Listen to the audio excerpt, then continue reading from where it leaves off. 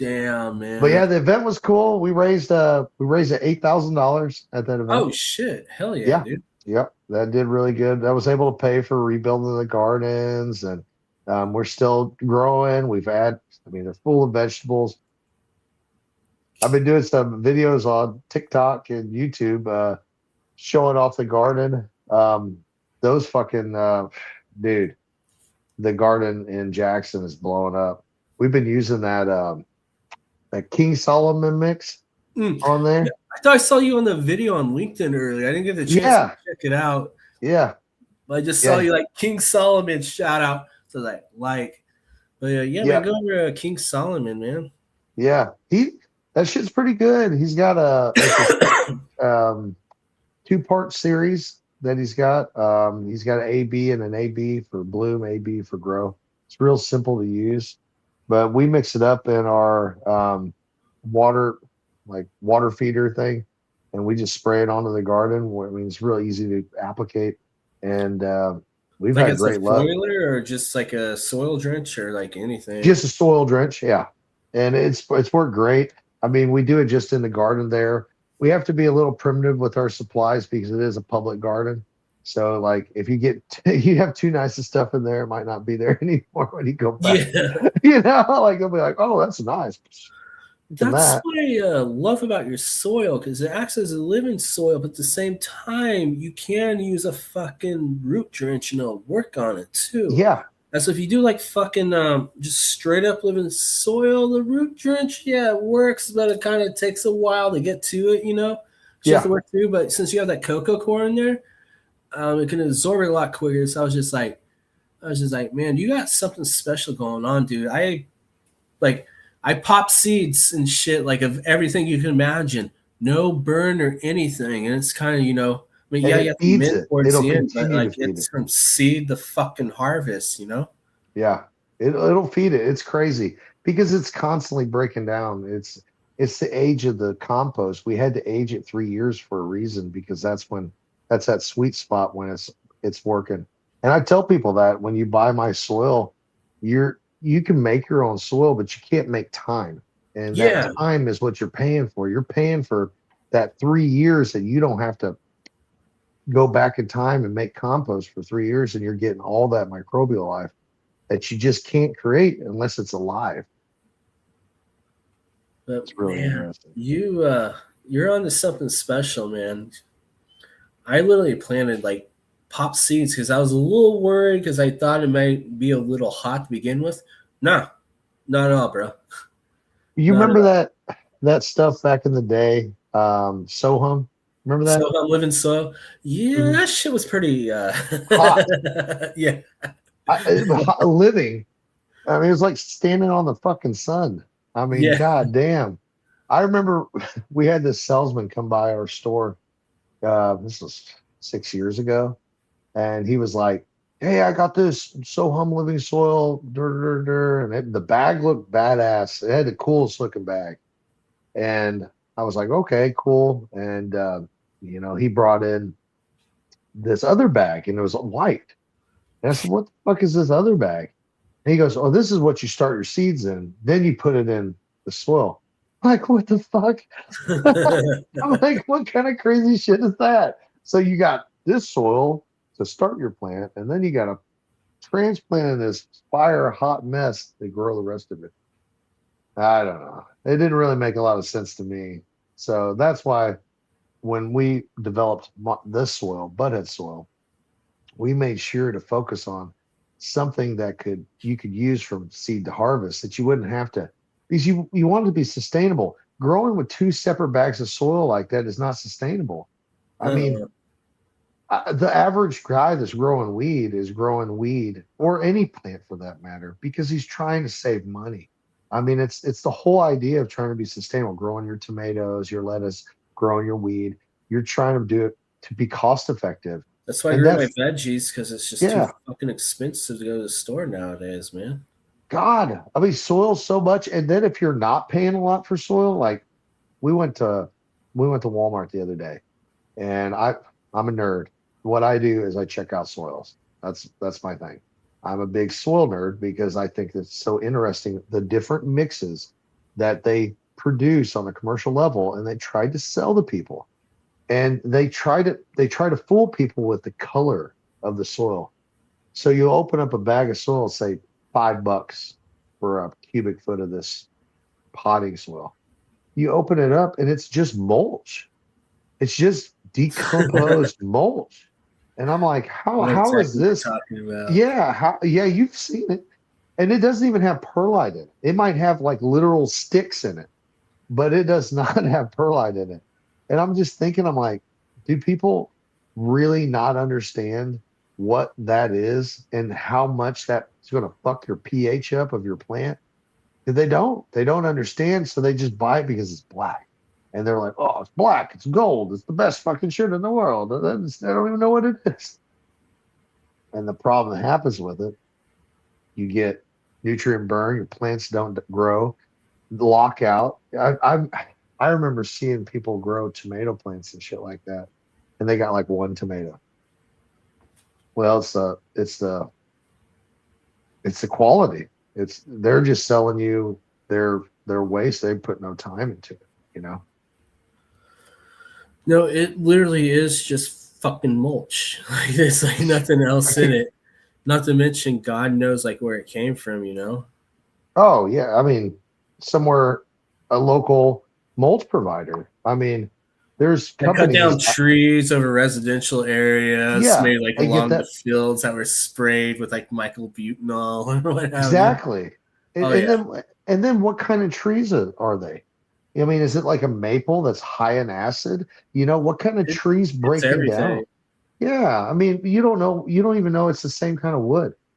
It's just insane the type of soil that, because now that peat moss is so high. I mean, have you seen the cost of peat moss lately? But I can only imagine. It's doubled. The cost of peat moss is so much more because of tariffs, because most of the peat moss comes from Canada. Yeah. They're still on the list. You know what I mean? Like they're still getting tariffs. So man, that's peat moss is crazy. Peat moss is still used in so just many industries in general, but like it's still used heavily in like horticulture. You know, not as much as cannabis, but like a lot of other plants. You know, we like orchids and shit. You know. Well, like we've had like at the store, it's been a little harder for us finding a source for certain kinds of peat moss soils because we still sell a variety of soils at the grow shop. You know, I have the soil company, but then we have, you know, the retail side, which we have a grow shop, which we sell other company soils, which, you know, there's so many great soils out there. Like Soil King, he makes a great soil. Patrick, shout out Patrick. Yeah, awesome dude. You know, there's so much great shit out there that people make amazing soils. The thing is when you look at this type of soil that you're buying, these guys, their soil's a little more expensive because of the quality. That's what you're paying for. And you're paying for an opportunity to have something that you can grow in multiple times that's not going to turn to mud. Like I can only imagine what that pot of wood mulch would look like after a year or two. It would have zero drainage. Oh yeah, I can only imagine, man. Just use it as mulch, but yeah, fucking soil nowadays you buy from like the big box stores. You might as well just use it as mulch. It's crazy. And they put it in different, and another thing we do at Buttheadz is I purposely put that shit in a clear bag. You never, ever see soil in a clear bag. Why? Because they try to distract you with the wrapper. It's like Tommy Boy says, you know, take a shit in a box, market guaranteed, still a piece of shit in a box. You know, it's just a pretty box. It has nothing to do with what's actually in it. It's crazy. Hang on 2 secs. I'm gonna grab the second bag I'm on. Okay.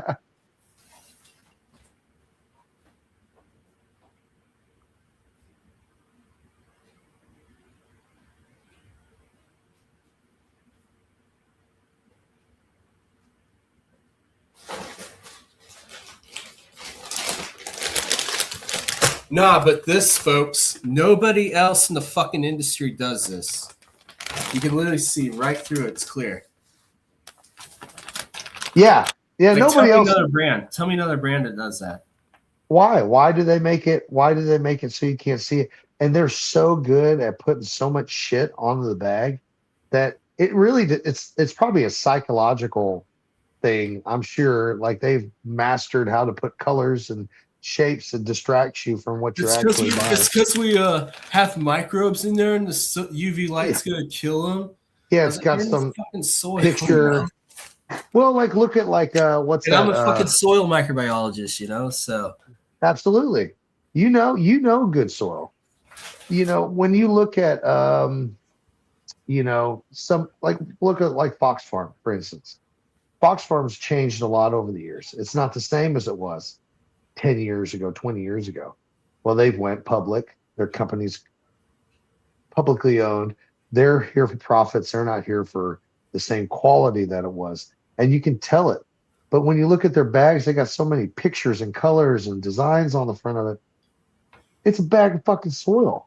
I don't give a shit what's on the outside of the bag. You know, some of that fucking it's mind shit. horticultural, like, or especially within the cannabis industry, because it's all fucking, fucking bling and shit. But Right. it's just it's kind of the same, like the horticulture industry, especially catered towards cannabis.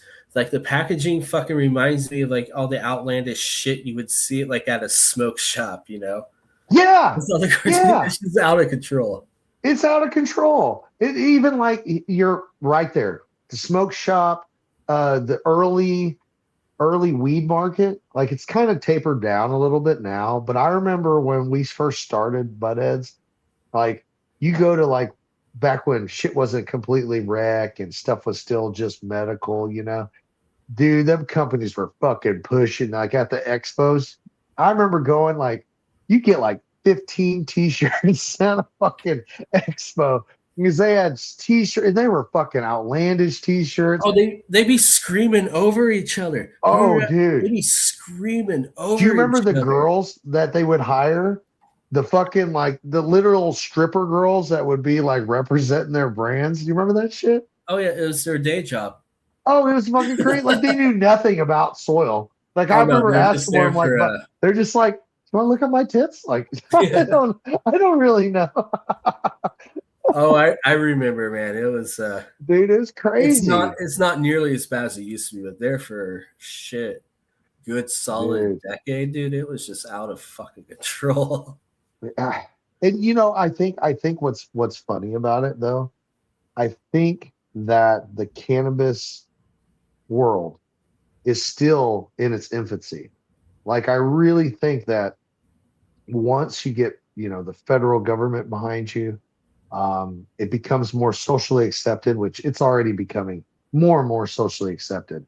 And when people can't say that really the biggest thing people have to hang up now, it's illegal, technically illegal, blah, blah, blah. That's what they freak out about because their whole thing is they're like, well, it's federally illegal, but it's legal in your state. You have a medical license. Oh, whatever. Yeah, I understand it's a gray area. But my thing is this is if it's legal in your state and you can do it legally, you can have a medical, especially a medical patient. Yeah. Why judge them?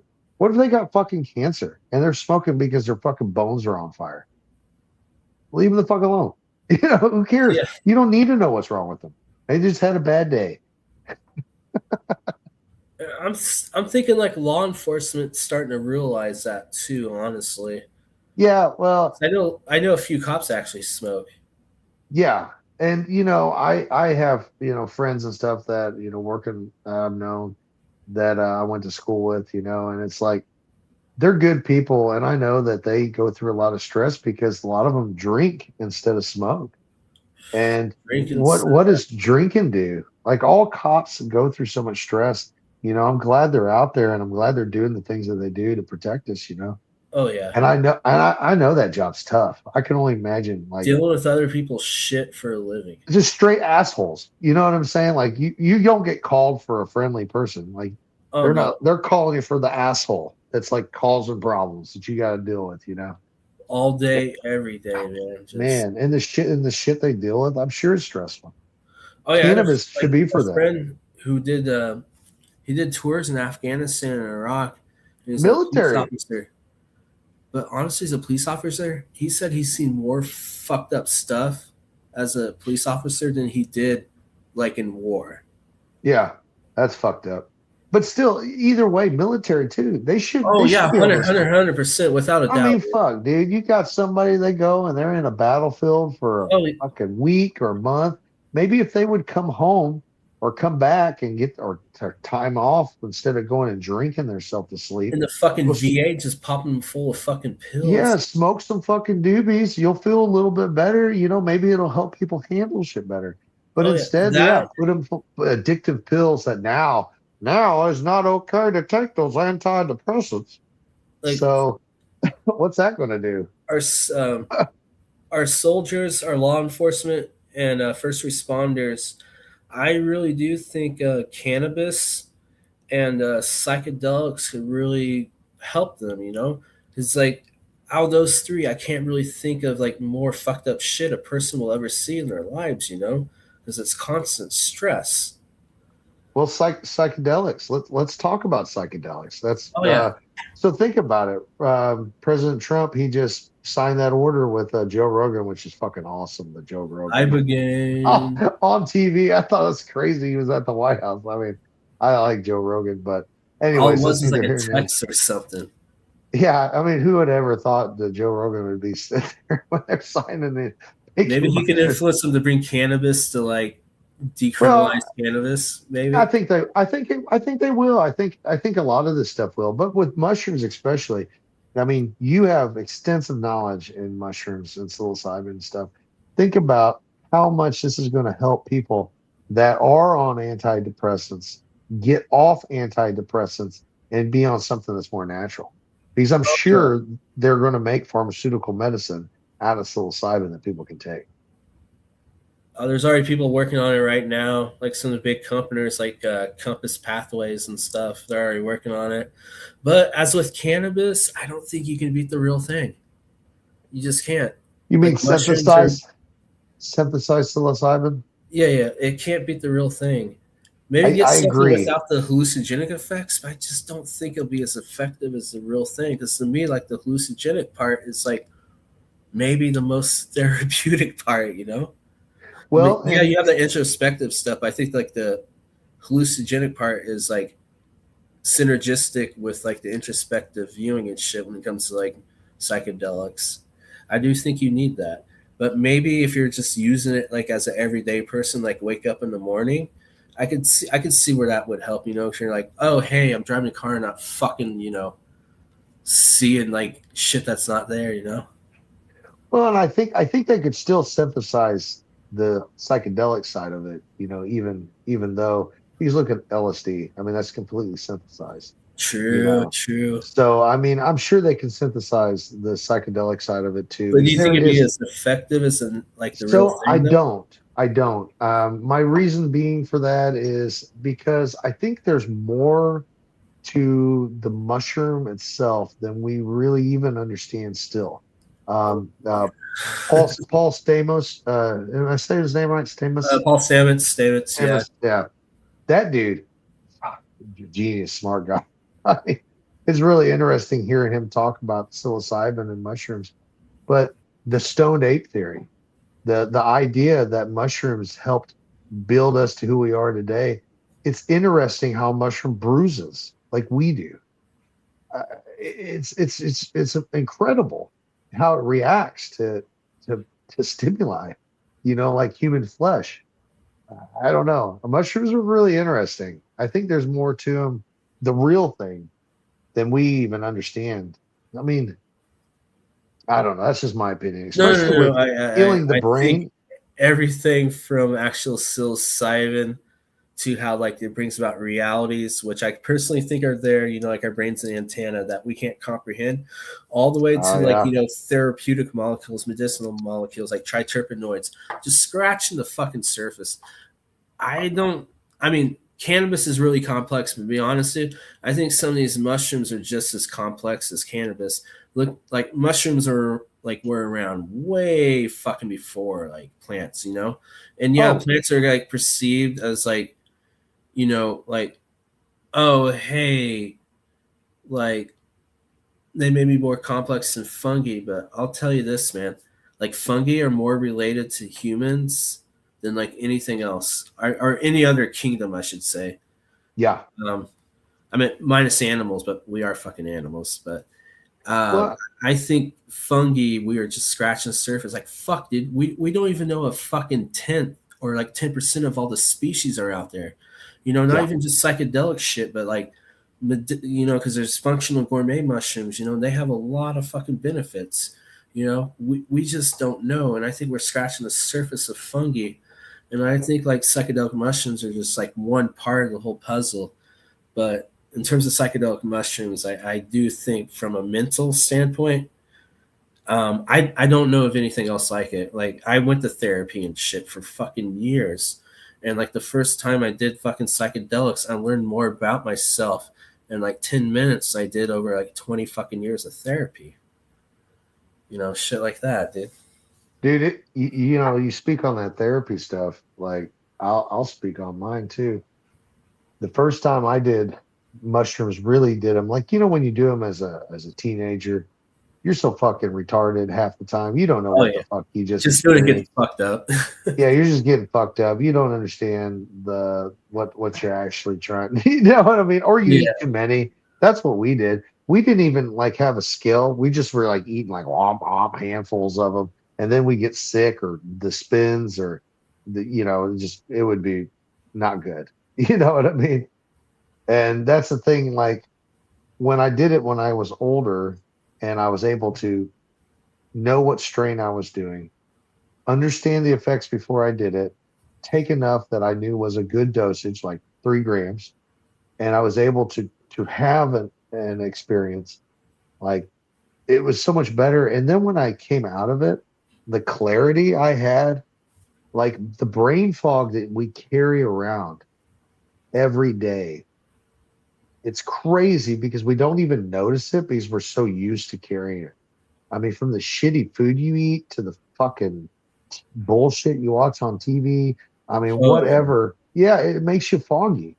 And then when you take mushrooms and you go like you trip and you're fucking, you know what I'm saying? Like you're seeing a little bit. What is it? Hearing colors and seeing sounds.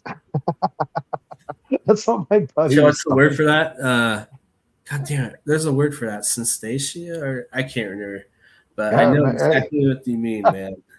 but yeah, I mean, when you go through that, when you come out on the other side of that, it's incredible. I mean, I've had times where I've tripped just by myself, which is amazing. Like by yourself, dark fucking room with a blanket, no noise, no nothing, and dude, you will see some fucking shit. Eyes open and closed, it doesn't matter. You know, That's because how it's I dark. usually do it. Do you Yeah. use music Oh, at all though with the headphones? so I like music. I listen to a lot of like Mac Miller. That's I love Mac Miller, man. I can listen Mac to him all Miller's fucking fucking day. great, man. Fuck, dude. Yeah, but like I like lo-fi. I like chill music. I can't have anything that's like real angry. Like I can't have no like Oh yeah. Eminem playing or nothing. Like everything's got to be real high frequency, like positive vibe when I'm tripping. I don't like. I remember one time my roommate. I was uh I was hanging out with my buddies. We were tripping. We take some mushrooms, and my roommate fucking came home from work and like played some fucking Tupac. Like Hit just him up, like just throwing some hip yeah, hop. it was hit him up. It was hit him up. And I That's like was the just most like, angry fucking song of oh, all fuck. time. Yeah, it's like literally cussing out, Biggie Smalls, you know what I'm saying? Like talking shit.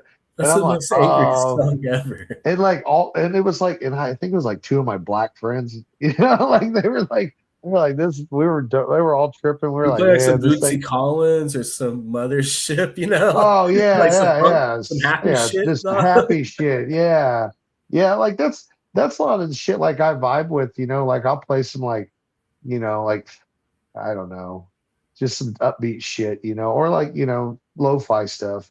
But if I got the right music, the right vibe, like the night's pretty chill. I like. Have you ever done it like outdoors, like when you're camping? Oh yeah, I mean I haven't went like fucking ego death outdoors, but yeah, dude, I'll do about three or four, dude. It's like weird. I have to like strip down to like my underwear if nobody's around naked. No shoes or socks. That's the most important thing. Yeah, You just feel the fucking earth. that's a good idea. You know, I've never done Lay in the that. grass, stare at the stars. Really? I feel like real primal. It's like weird. I'm gonna have to do that. I've never done that. So just like disconnect and when you're tripping, get in the grass and that. Go out where there's no Okay. people, man. Just like Yeah. that's Oh, always shit. happens to me, I man. live in Just, Missouri. like, very There's all kinds of places. earthy Gaia. And, dude, I strip down to like my underwear for nobody's like around me, dude. Before yeah. I fucking go fully in. Yeah, dude, I'll strip bare ass naked and I have to walk around barefoot so I can feel the earth. I roll around the grass, stare at the stars. Oh my god, dude, it's fucking amazing. It is fucking amazing. So one time I was tripping with some friends, and my friend Kristen, she had to lay on the fucking ground. It was cool. It was funny.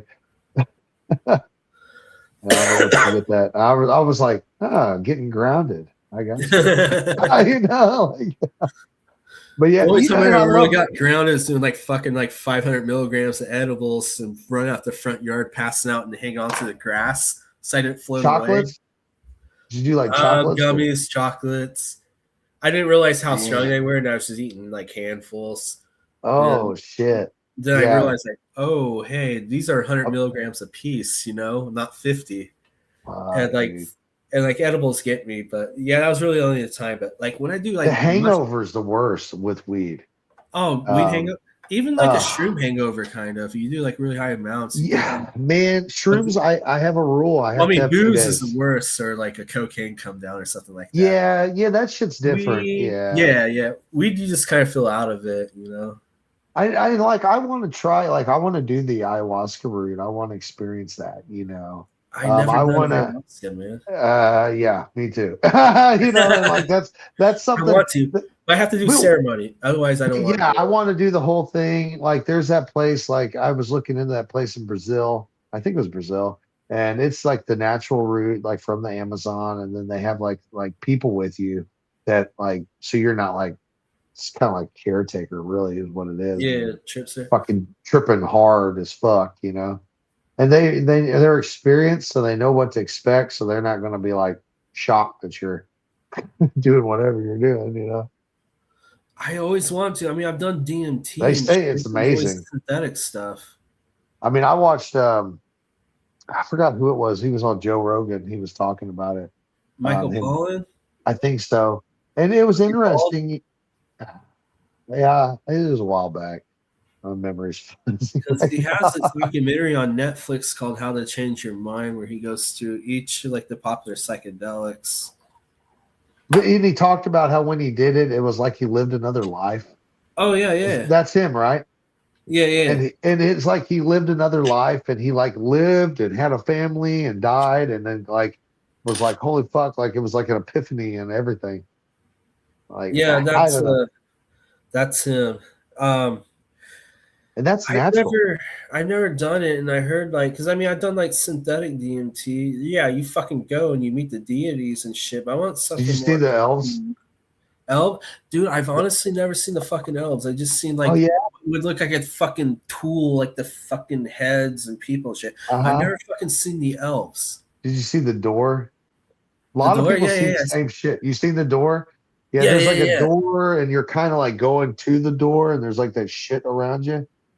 Mine was like a Tool music video. Yeah. I mean, that's what they're based off of. I mean, all that shit. I have not seen the elves yet, but I've only done DMT a few times in my life, though. Yeah, I haven't done it a ton. I've done it a few times. Did you do the vape or? Oh, the vape, yeah. Well, no, not even that. I didn't take like a bong. I sprinkled it on top of a pipe, on top of cannabis, and I mean, did it, but like it wasn't like I didn't break through on that one, but like when the other one I had was like we literally put it in like a bowl on a bone and we fucking hit it. That one I broke right the fuck through. Yeah, and you're like, it's like 10 minutes. Like you're in another world. It feels way longer. Yeah. I thought I was there for like hours. You know, I felt like I even like thought about things and was like you literally live a whole nother life. My It was only crazy. thing I love the trip, but the main thing I really don't like the synthetic DMT fucking tastes like plastic, like overwhelming, I like always thought it tastes like plastic. mothballs. Mothball. It tastes like burnt plastic, like a burnt like action Burnt figure to plastic. It's nasty. Yeah, I always thought it was like burnt mothballs is what it reminded me of. Like the cheap ones at your grandma's house. That's what it reminded me of. yeah. Like, yeah, it's just a fucking weird flavor. But yeah, you know what's crazy about back to the ayahuasca.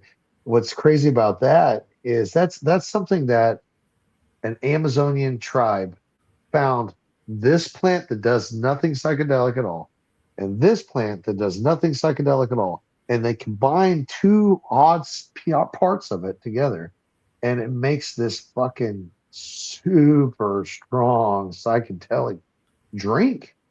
I Oh mean, yeah. it's insane. I mean, and they Turns used it out for one's a MAOI inhibitor and the other one has a DMT. So you block that MAOI inhibitor and right. And like these fucking people figured this out like before the oh yeah. automobile, before airplanes. I mean, this is like Thousands of years thousands of ago. years. Yeah, well, they did that scan. I don't know if you've seen that. They did Oh, LiDAR. the recent study with the ceremony where they all come in and like do DMT together. That That too. was like a Yeah. real recent study, but yeah, that shit's like I can't remember like how long it's been going on. That shit was going on for fucking quite a while. Fuck, dude. They said they found civilizations like millions of people that lived in the Amazons before they took over. I mean, tetra preta. Am I saying that right? The Amazonian soil, tetra preta. Oh, yeah, close enough. Yeah, you know what I'm saying. But that Amazonian soil, they still have not figured out exactly how to recreate it. The Amazonians created that artificial, it's man-made soil that they made that literally would grow like instead of like say you maybe get 5 bushels or something off of this plant would 15 bushels. It would 3 times whatever it would create, like corn, anything, and it's natural. And what's even more amazing is it's recreating its living soil. I mean, this stuff, I'm so fascinated Really? by it. Yeah, it's amazing. Sounds like Um, there's a microbial influence. it is. They've like narrowed it down. If you look up some videos on it or read some info on it, they talk about some of the things that they've narrowed down in it, like biochar and things like that for carbon. But it's incredible that these people thousands of years ago made a soil that's still living today and growing and producing nutrients, the Amazonian rainforest soil. It's crazy, and that's all man-made. That's what blows my fucking mind. Yeah. We can learn a lot here in the States, especially, man. Like we're so out of touch. Well, Like could you we imagine blast like all of our crops with synthetic fertilizer, and to what make if you that never had to use synthetic fertilizers again? ammonium What nitrate. if you grow in your All soil? your food in the commercial market's grown with Would ammonium be so nitrate. cheap. It'd be so much cheaper if the farmers didn't have to Oh, yeah. spend so much money. And then here's another thing about that Amazonian soil, the pests and disease. The soil has so many beneficial microbes in it that it kills naturally the diseases and pests inside the soil. They do not get the same diseases. Like, look at the facilities in California that were getting all those diseases on their cannabis plants. They were having to get rid of them. It was in the roots, it was in the plant. Those diseases are, Fusarium, Pythium, then you have yeah. HLV. Oh, all of it. Yeah, man. It and these diseases that they're getting, they're because they're using rock wool. They're using a sterile environment. But why in a sterile environment are they still getting disease in their soil and their plants? Well, because there's nothing to fight anything. It's like You need those imagine if microbes, man. You need those yeah, you microbes. as a human being, what if you were lived in a bubble your whole life and you never was subjected to one allergen, one virus, one bacteria, anything, and we released you into this atmosphere right now, you probably fucking get sick and die Oh yeah, because you have immediately. no immunities. Immediately. Yeah, the immunities that your body naturally builds up to, like if you cut your hand, like you could cut your hand on a piece of wood and get a bacteria in your hand that could kill you. But because of certain immunities that we naturally have, you don't get that bacteria. That is, Uh, you know, it's the same with plants, though. They evolved with fucking microbes. We grow them in like these like rock wool and like deep water culture and shit. Yeah, we're just feeding the plant, but something goes awry, dude. Your fucking plant's fucked. But I'm yeah. concerned about, like, don't get me wrong, indoor. Indoor's not going anywhere. Not everybody can grow outside. I'm not against indoor. I'm not even exactly against, like, rock wool and shit. But my main concern with that, though, is like these plants are growing in a perfect environment. Like, we breed for these indoor environments. Like, like something breaks loose, or you try to grow them like outdoor or something. These plants aren't gonna fucking make it. They're made for like that environment. So I'm kind of worried about that in a sense too. Well, and hydro, like I like hydro. Hydro has its Oh yeah, benefits. nothing I against mean, it. there's a lot of benefits to it. Three But part general hydroponics was my first. yeah, absolutely. Oh yeah, yeah. And when it comes to growing sustainable agriculture, I think when we go the hydroponic route, when we go the artificial route, you're having to spend so much more money on having to artificially create microbes, artificially create defenses for the plant. And you're either going at it synthetically because you can't use neem oil around hydroponics, you can't use any oil around hydroponics. So you have to, because if it gets on the roots, you got to use something that's, I mean, you can use a bacteria, pesticides, stuff like that, but even with that, you're introducing a bacteria for the plant to fight bugs off that really should have been created in the soil. That's And what not to that, mention, it's only one bacterium. You need a consortia. You need diversity. think of how Everything many's works in together. a thing of soil. How many Just different dropping one bacteria? microbe in, like, all right, it's gonna take care of it. No, it doesn't work like that. Yeah, and a lot of times and you know how it works with bacteria, they get overpowered Oh yeah, and your bad bacteria win. And that's the stuff that kills your plants. diversity is key, man. Diversity. You need it all. Protozoa, fungi, microbes. Um, for your plant to kind of be able to sustain, pathogens, or be more vigorous and shit. You need those microbes. I mean, like, yeah, I get it. Like, Rockwool, I get it. You get yield, it kicks ass, right? But I'm just saying, like, a lot of these plants you're breeding for these environments, or say like you're even growing some tried and true in these environments, start selling cuts, you might weaken the genetics of that plant. But what I'm saying is, like, we need microbes. We need microbes. Well, the cost of Oh, those bottle art. nutrients? Fuck yeah, dude. Oh my God. You're spending all this money on all this artificial stuff that you're trying to produce to stop this and that, from silica to carbon to calcium. You're not having that produced in the soil, so you're spending more money. That's driving up costs of your production. I really think that in the future, we'll I think we'll be forced to learn how to grow sustainably, which is reusing the soil. And I Oh, think that's everything's getting something that expensive, man. you don't see that happening in the commercial market. Like they have piles of old soil outside that they're done with these. They don't want to take a chance of one bacteria getting into the facility.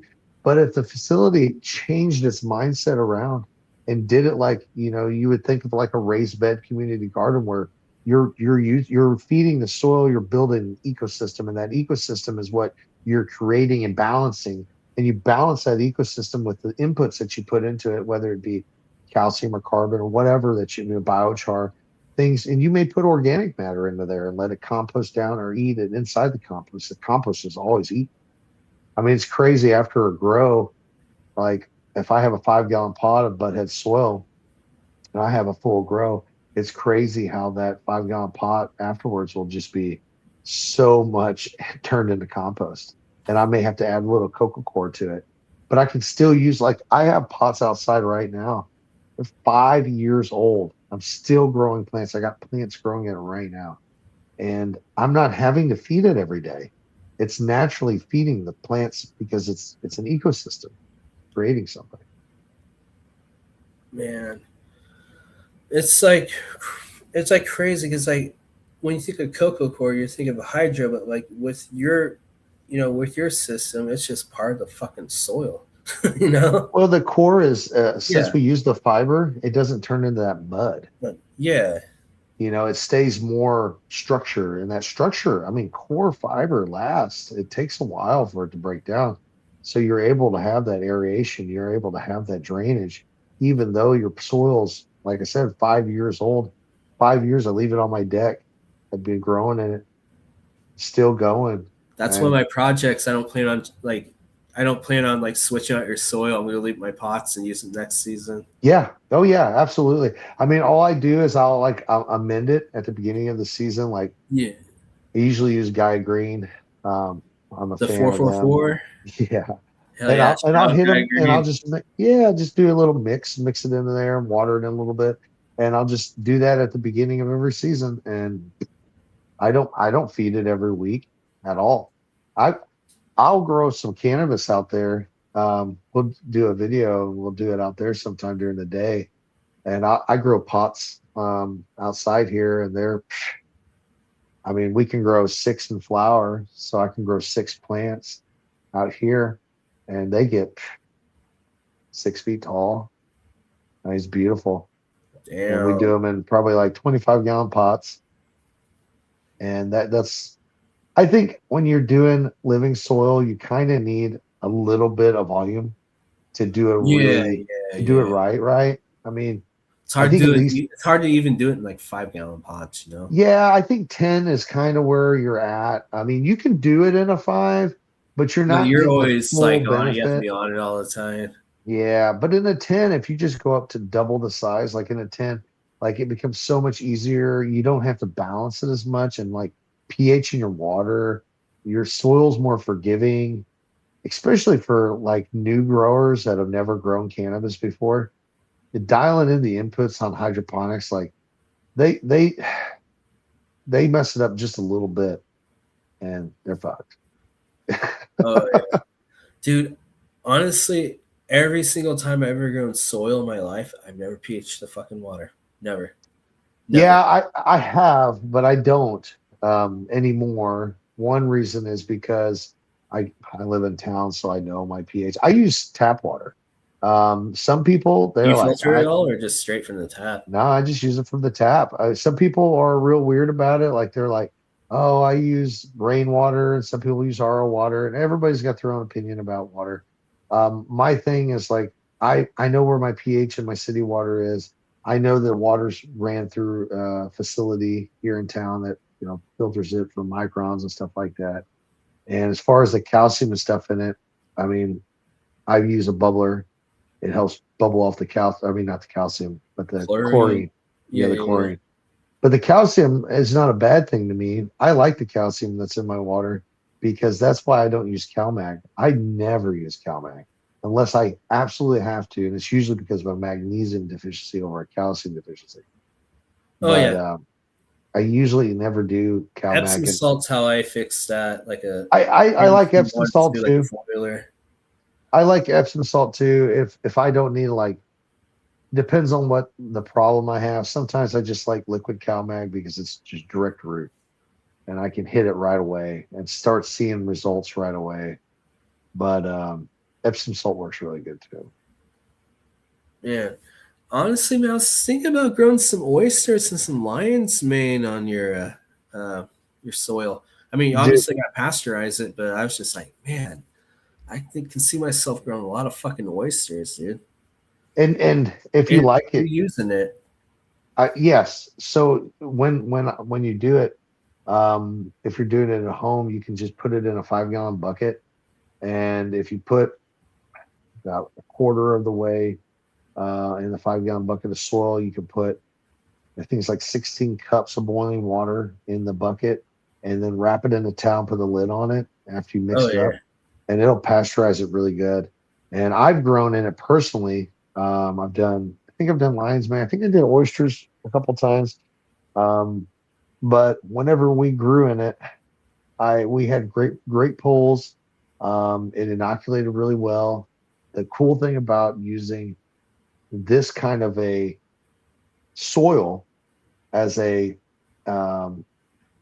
place for your mycelium to grow, the food, the nutrients that the mycelium can eat, that's super interesting.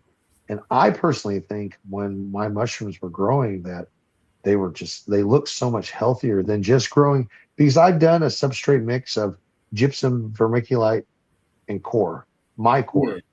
And it's great and it does good, but my God, when it has that compost to eat in there, there's so much more that that fungus was eating. It was awesome. So But I you think, can grow pans, cubes, lion's mane, oysters, number of yeah. things you can do. Oh, it seemed like it made them so much tastier. I felt like the mushrooms grew better and bigger. Um, yeah, we had really good luck with using the soil, and I think you'll like doing that. Oh yeah, man. I like gourmet mushrooms. Like as I'm getting older, I keep thinking like lion's mane, lion's mane. Just so my brain won't go to shit.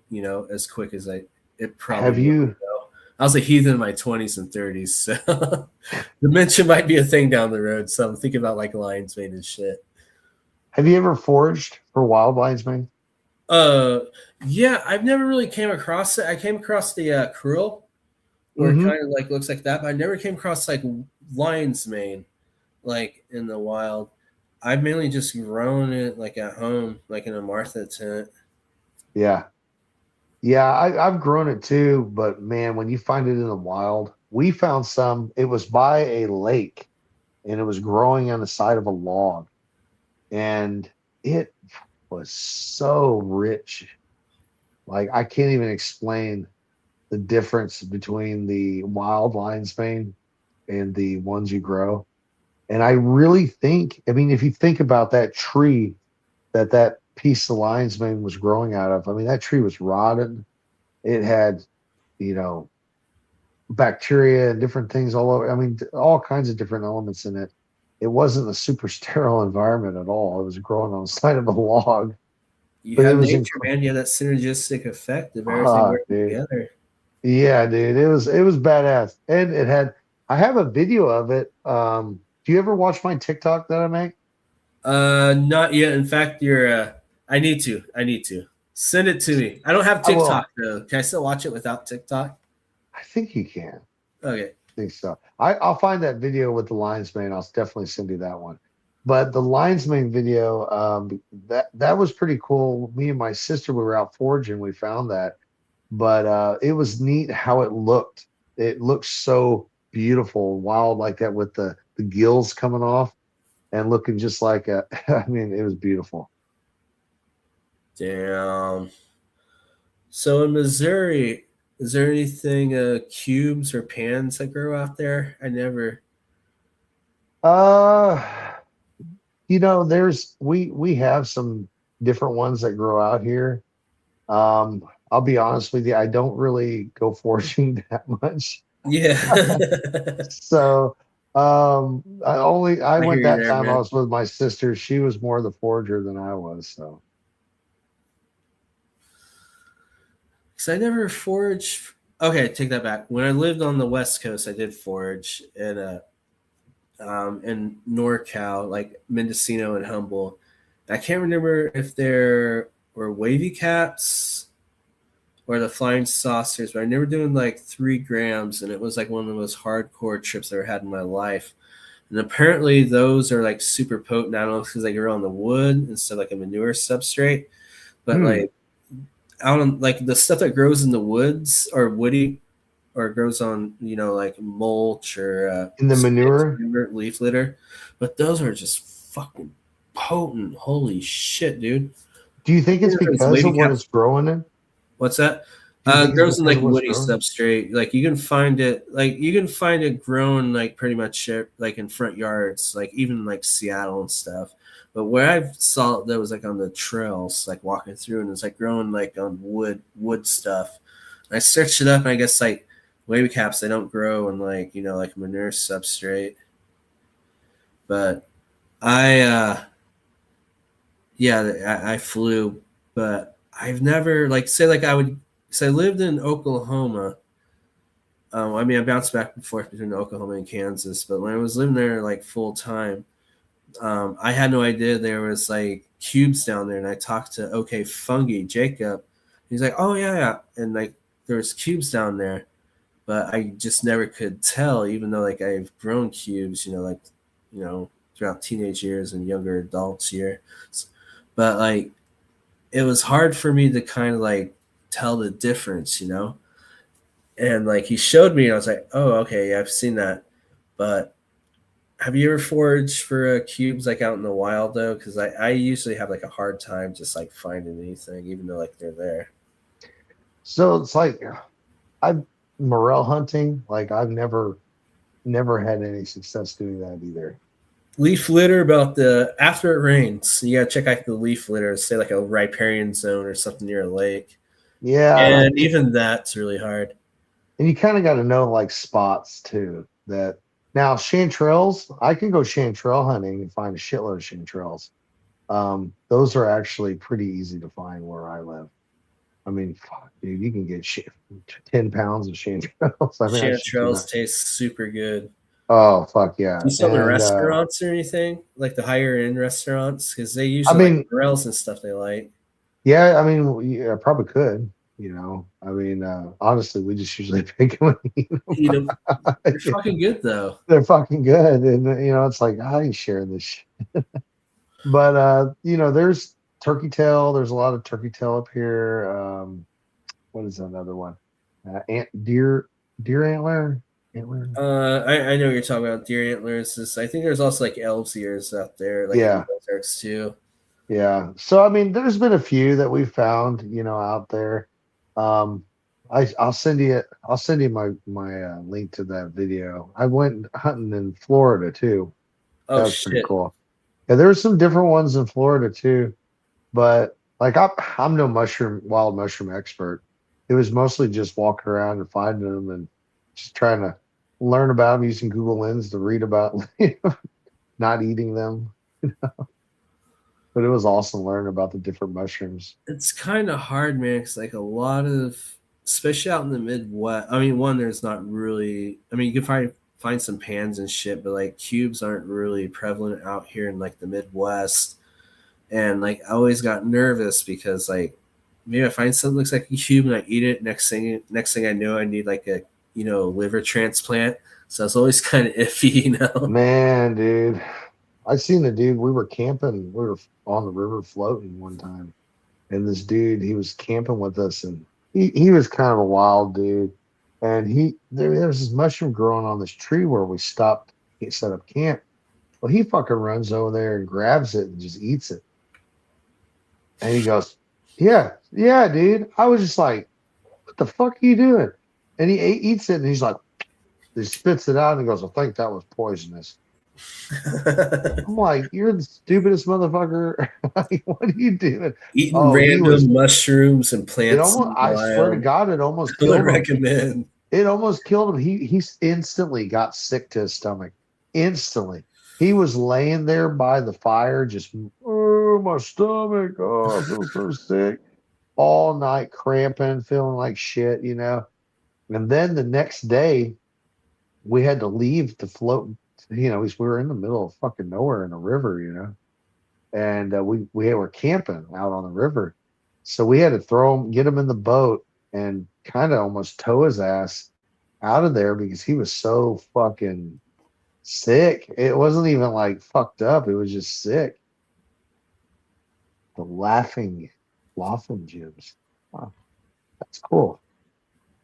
I'm not as familiar with laughing gyms. I assume they're psychedelic. Interesting. Some familiar with hillbilly pumpkin. I've had hillbillies before. Those are pretty good. Oh yeah, I've had. They're like them. I like golden teachers and what is that one? Golden Halo. That was a good one. I had like that one. I mean, I've had golden teachers many a times. That's a good one for us sitting back and giggling. But golden halo, I haven't had. I'm assuming it's a golden teacher cross. Yeah, it's a hybrid cross. I remember it was very laughy. Like I remember we were just laughing a lot. Oh, sorry, I found another question here. This goes back a little bit towards cannabis in your soil. See, there we go. What's your favorite K amendment to add in your soil mix? Tom just wondering. So I use my favorite is the Guy Green Bloom. That's what I use. I like their mix. I always was a Canuck fan. Always thought their mix was good. But you know what sucks is now with the tariffs, you can't even get Guy Green anymore. It's so expensive. And if you find it, you can't even guarantee you'll get it again. Yeah. Damn, because they are in Canada. Yeah. Anything Canadian is really jacked up in the agricultural market right now. It's not easy to get. What the fuck? I thought Canada was our friend. Dude, it goes I back love to South Canada. Park. Bigger, better. You remember that? Fuck Canada. I mean, it's just the world's fucking nuts, man. And you know, the Canadians are cool people. Like I've Canadians are fucking awesome. I love Canadians. Yeah, I've done a couple podcasts with a couple Canadian people, and talked to a few different people up there about growing cannabis and whatnot. And yeah, they're cool as shit. I mean, they're really just like us, for real. I mean, really, everybody's just like us, you know. Honestly, dude, minus like the standard or imperial system compared to the metric system, if I gas and shit, I honestly could not fucking tell you the difference between Canadians and Americans. Yeah, no. I mean, look at Ryan Reynolds, right? The T-Mobile guy.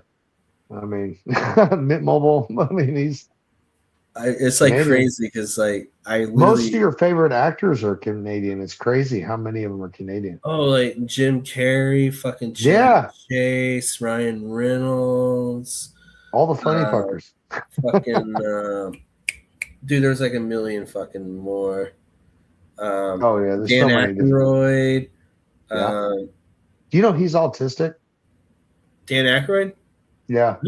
I mean, like eccentric, but fuck, dude, I'm on the spectrum. It was something I remember reading about it. It was something about a lot of times that's why when he was acting, like he was very standoffish of other people. Let us celebrate Canadians. Hey, I love Canadians. Our home and native land. I love them. Yeah, they put the gravy on the fries, man. That shit's fire. Oh yeah, man. Oh, what the fuck's that?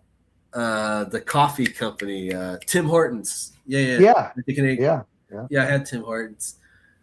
You know, in like the metric system, like why don't we use it? We're fucking American. We like to make everything harder than it should be. So, I'm part Japanese, right? So in Japan, like, we use a metric system, and it's like 1, 2, 3, 4, 5, 6, 7, 8, 9, 10. You just use a decimal point over.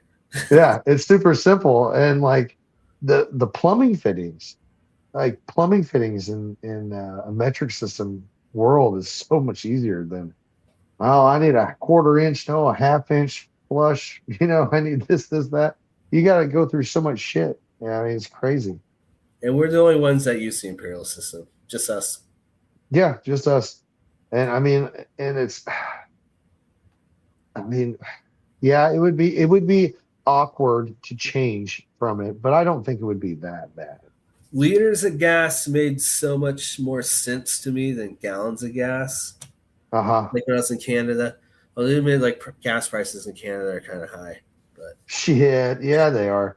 I mean, that was like when we were in Japan. I forgot what it was per liter, but I remember we figured it up, and it was like paying like almost $20 or $15 a gallon or some shit like that. It was insane. I mean, the price of what gas was there in Japan, and it makes sense why people don't drive that far. And they ride bikes, and they, alternate forms of transportation. Yeah. Most of the people in Japan don't hardly drive to work. They ride a train to work. They do not drive to work. And when they get in that fucking train, I mean, it's assholes and elbows. It's packed. It's fucking crazy. Like they So even more squeeze like and Boston or New York City, where you're like no, this I somebody yeah, has like your elbow in your asshole, like you're just getting yeah, grilled, you know? it's like that, you know, and you're just like just getting real friendly with Yeah. somebody, you know, and it's awkward. It's like the elevator, you know, where you're just like, God damn it. yeah, it's a trip. Yeah, it was fun. We went up there in 2019. That was pretty cool. I really hope to see Japan someday break into the cannabis market more. They were kind of getting into the CBD market like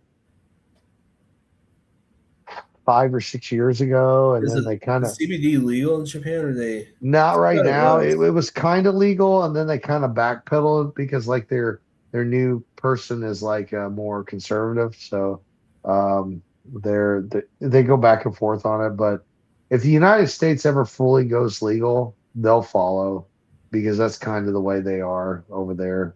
I mean, ever since that Japan lost the war, you know, they've been owned by the United States. Japan lives in the future. Oh my I god, mean, getting high walking through Tokyo and going like Club Segas. Holy oh, shit. That'd be like dude, the how most much amazing fun thing Japan ever. would be on weed or shrooms? Like, that's what I really can't understand. Like, it's like they fucking built that place for an acid trip or a shroom trip. I mean, you have you been to Japan? No, but Oh man, dude, used to have a Japanese girlfriend. She always showed me like videos and stuff. if Then you like ever I'm want a to big go, let me fuck know, yeah, I man. want to go. I I got would fucking go with you, dude. Because, if you go with me, because I speak Japanese too, so if we no go to shit. Japan, yeah, I was born All there. My right, all family's right, there. all right. Yeah, I have a house there, my grandma's house. I inherited it a few years back.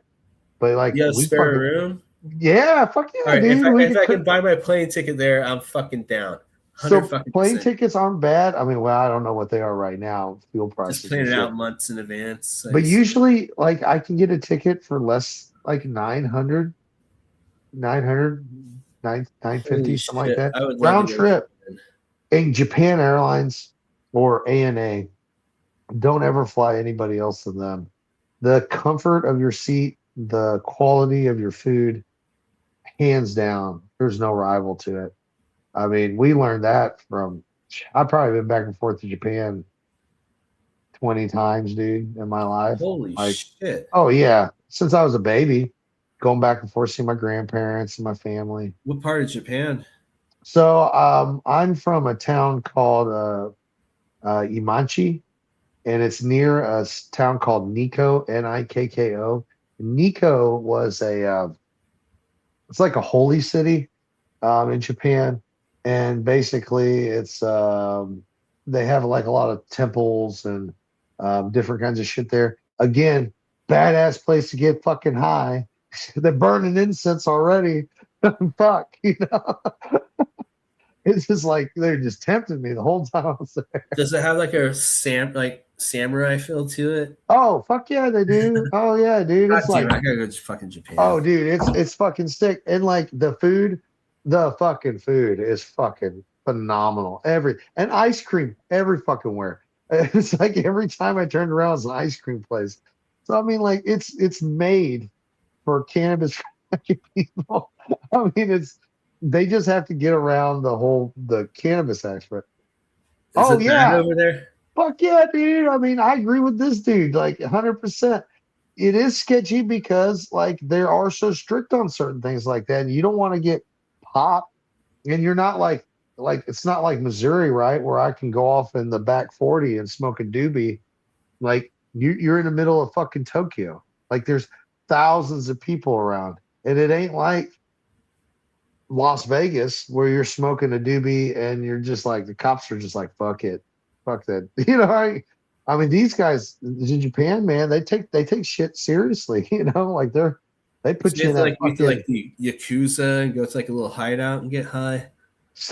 yeah. I mean, yeah, I don't yeah, I don't know. I mean, honestly, a lot of them just drink a lot. But the Japan, like the cannabis culture was starting to take a little bit of root. Um, I think that, you know, with Asian culture, cannabis has a deep root in Asian culture. The only reason cannabis is legal at all in Asian culture is because of the Western laws and Western culture, because of pharmaceutical companies that control what medicine that you get. You know, that's where a lot of that has changed.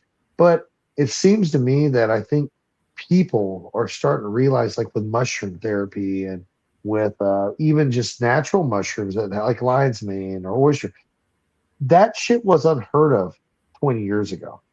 I Oh don't yeah. remember anybody fucking being like, take this and it'll make you more healthy. I mean, people were just like pill, pill, pill, pill, pill. Like that was 20 years ago, man. That was when the shit was on. Oh yeah. Oh man, I remember The people were method, like, or sorry, the fucking pill clinics and god damn it, there's fuck, like they a were pain clinic. In Florida. God damn it, Yeah, what the the Oxycontin fucking dude. like Oxy King. Oxy King. yes. Fuck, dude, Oh my that's so god. much pills. Oh, people, I remember dudes like someone would like break their like pinky or get a tooth pulled, get a fucking tooth pulled, and they'd like come home with like a bottle of Vicodin. Like, damn, dude. Look, we're fucking partying this weekend. You know, like fuck. It reminds me of my first year of college. I was Yes, like and 18, Adderall, and fucking oh, Adderall. Adderall got me through college. Shit, I got my dude. wisdom teeth taken out, and they just gave me fucking bottles, like oxys and shit, dude. And like, I'm not really into opiates, so I just got high as a motherfucker, dude. I sold all that shit in 2 days. Yeah, yeah, it's crazy, dude. And Adderall, man, fuck, dude. I remember taking my ACTs. I was taking my ACTs, and I was like, I'm gonna take some Adderall because it'll help me focus. So I took like I don't remember how much I took. I think I took double what I would have usually took. It's about And I 60 was milligrams. I was Two fucking thirds. geeking fucking hard, man. And I remember like doing the like the math equations and stuff, and I'm like limitless. I'm seeing the shit like fucking putting it together and making it quick. I was fucking going. I remember my leg was bouncing like through the whole. I was like, I'm ready to be done. Ready to be done. I think I was done Eyes like wide way. open. It's like Yeah, I just fucking just ready to build shit. You know? Space shuttle, where you need it. mine was bad, dude. In grad school, like I was going through like a really difficult like relationship, and my family wasn't doing too well with just like a lot of family drama. So like I didn't get too much sleep because I was helping take care of people and dealing with shit. And I was in grad school and I also taught, like I was a TA. So I taught labs. And it was when GTA Online came out. So I got focused on that game, kind of like block out the stress. But at the same Yeah, time, I still had like research and teaching duties. And like, okay, because it was GTA Online, so I had to fucking play it, right? You know, it's lots of the thing. So I'd be like doing Adderall, dude. I'd be up for like fucking 3 days straight, just dragging. And when the weekend hit, I'd sleep for like 24 hours straight. And that went on for about 2 years. And damn, yeah, dude. Oh, it was bad. I was in like 200 milligrams a day. And honestly, man, like damn, moving and cannabis, because I fell in love. I mean, I always smoked cannabis since I was a teenager, but I really fell in love in cannabis like hardcore. It helped me get off Adderall, dude. yeah. Because, dude, I was hooked, man. Like, Do you have hooked. ADHD? No. No. So At I least I don't have think it. I do. I just I took it because do. I get shit done. I do have ADHD. And like when I would first take out, if you take the right amount of Adderall, it would make me like just zone the fuck out. I could just be like, I just just remember playing video games for like 8 hours straight. oh yeah, that's what I'm saying. Like I could just play video games and just hyper focus for like 8 fucking hours straight. Like I said, build a space shuttle. No, it felt like I was speed out though. I don't think I've Oh aged. yeah, It just felt yeah, like I was just like, I am God. That's what it felt like to me, man. yeah, Cannabis really helped me get off that, and for booze, you know, just going through stresses of life, you know, and just hanging out with the wrong people, you know. Psychedelics. I mean, I used to do psychedelics, but then I just kind of stopped. For some reason, I got back into them again, like, you know, like you know, I wouldn't say religiously because I don't think you should do psychedelics like every fucking week. You know, Yeah, we all know that guy. I don't think you should He's do still that. tripping. That But motherfucker's still tripping. I appreciate psychedelics for kind of kicking the alcohol. So that's why I'm Yeah, like two things I'm really into cannabis and psychedelics is it can help a lot of people, man. It I helped think me. so. It helped me. Yeah, it did me. Psychedelics definitely helped me. It helped me deal with a lot of things that I like. Just stuff that you, like I said, brain fog. It helped me come up with ideas. Um, it definitely does. It unlocks something if you've never done it before, for sure. Especially if you're taking it responsibly. And I think that's something too with cannabis, with psychedelics, any psychedelics for that matter. I think there's a difference between like a teenage person smoking a bunch of weed or taking psychedelics or Oh yeah. anything for that matter, and an adult with that's doing it responsibly. Same with alcohol, really. I mean, you have people that abuse alcohol. Don't get me wrong. There's those people that do it, but there's also people that I know that can drink, a nice cognac or a nice bourbon, and they'll have a drink, maybe two, and that's it. And then it's not like they buy better quality shit because they don't drink a bunch of shit. Oh And yeah. I I'm just not downing fucking Everclear every night and shit like yeah, that. we're not a frat anymore. It's like we're fucking doing the shit. McCormick's, Yeah. One, our bodies are Bianca. fucking, yeah, we'll be pissing blood because our bodies Yeah. can't process it correctly because we're getting older.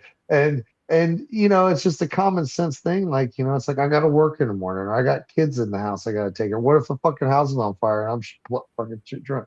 You got to be responsible. And I think there's something to be said about how people can be responsible with cannabis and like mushrooms. I think there's a different kind of thing there, and people are like, well, people could abuse mushrooms and become violent, or maybe somebody's got some kind of trauma or PTSD or something, and mushrooms can make them snap out. And I'm like, have you ever done mushrooms? That's what I always ask them, and they're like, well, no. Then what the fuck are you talking about? Because when you're on fucking mushrooms, you're laughing your fucking ass off. It's like you're the funniest thing in the fucking world. It's something stupid like a cat running up a hill. I mean, you're just laughing your ass. I remember going trout fishing with my best friends, and we were just sitting there laughing, just watching the water. I mean, Uh, I don't know how to explain it. It's and like, yeah, you can have a bad trip, but honestly, I don't think a bad trip is a violent thing, especially on my. What do you think? so I mean, if you have like, I mean, if you're like prone to like having like psychotic episodes or schizophrenia, yeah, psychedelics aren't for you. But like Well, the yeah, thing I love about psilocybin and just the shrooms in fuck, they general could is, flip out on a McDonald's cheeseburger. I mean, oh anything yeah, can make. I or mean, people like that, you shouldn't even give like alcohol to, you know, yeah, I mean, schizophrenia, you shouldn't yeah, give that's alcohol. yeah. Psilocybin to me was great because I mean each strain has its own effect. There's an entourage effect. It's like cannabis. You always hear like, oh, it's the same. No, it's not. No, it's not. You can have the same set and setting. It's take two different shrooms. They can be the same psilocybin or psilocin content, and the strains you can still feel some differences. So there's an entourage effect there. You But take what them I at the was, same time. what's that? You take them at the same time. Oh no, just like I experiment like around and like strains have different effects. Like, you know, then like we get them like lab tested and shit. They'd be like the same psilocybin content and psilocin content, Uh but there huh. are different strains and they have, you know, there's a lot more than just alkaloids when it comes to like mushrooms, man. There's triterpenoids and shit, beta glucans, like shit like that, you know. So like That's cool. there is strain effects, and I really would like to study that because like I never really because I mean, yeah, it's just like how they're like different strains of cannabis affect you differently. Hmm. But yeah, set and setting helps with shrooms, but guarantee goddamn to you, dude, there's like strain effects. They affect you differently. And I was always thinking like, oh, hey, can we like break these down further to see like, oh, this strain particularly helps with like PTSD, or this one would work better with like, you know, depression or anxiety. But kind of go back to your point of like taking shrooms, like laughing and stuff. I do think strains by like Golden Teacher. Holy shit, that's the one you just giggle and have a good time. But if you Yeah. do like Enigma or something, man, Yeah, that's deep. you're Yeah. knocking on. You do like 4 grams I of just Enigma, sat you're there. knocking on doors you didn't know existed. You know. I didn't even move. Like I remember when I did it, I think I did like 2.5 grams of it. And my buddy did like 4. And he was so out there, like he was just like he went outside and sat on the deck and he sat out there for hours just by himself outside in the dark. And I was still like awake. I remember my trip, but I remember I like kind of just sat down in the couch and I took a blanket and I just kind of wrapped it over myself and I was just like, I'm good. I'm just gonna chill right. And I was with my friends, so I was just like they were just doing their thing. I was just doing mine.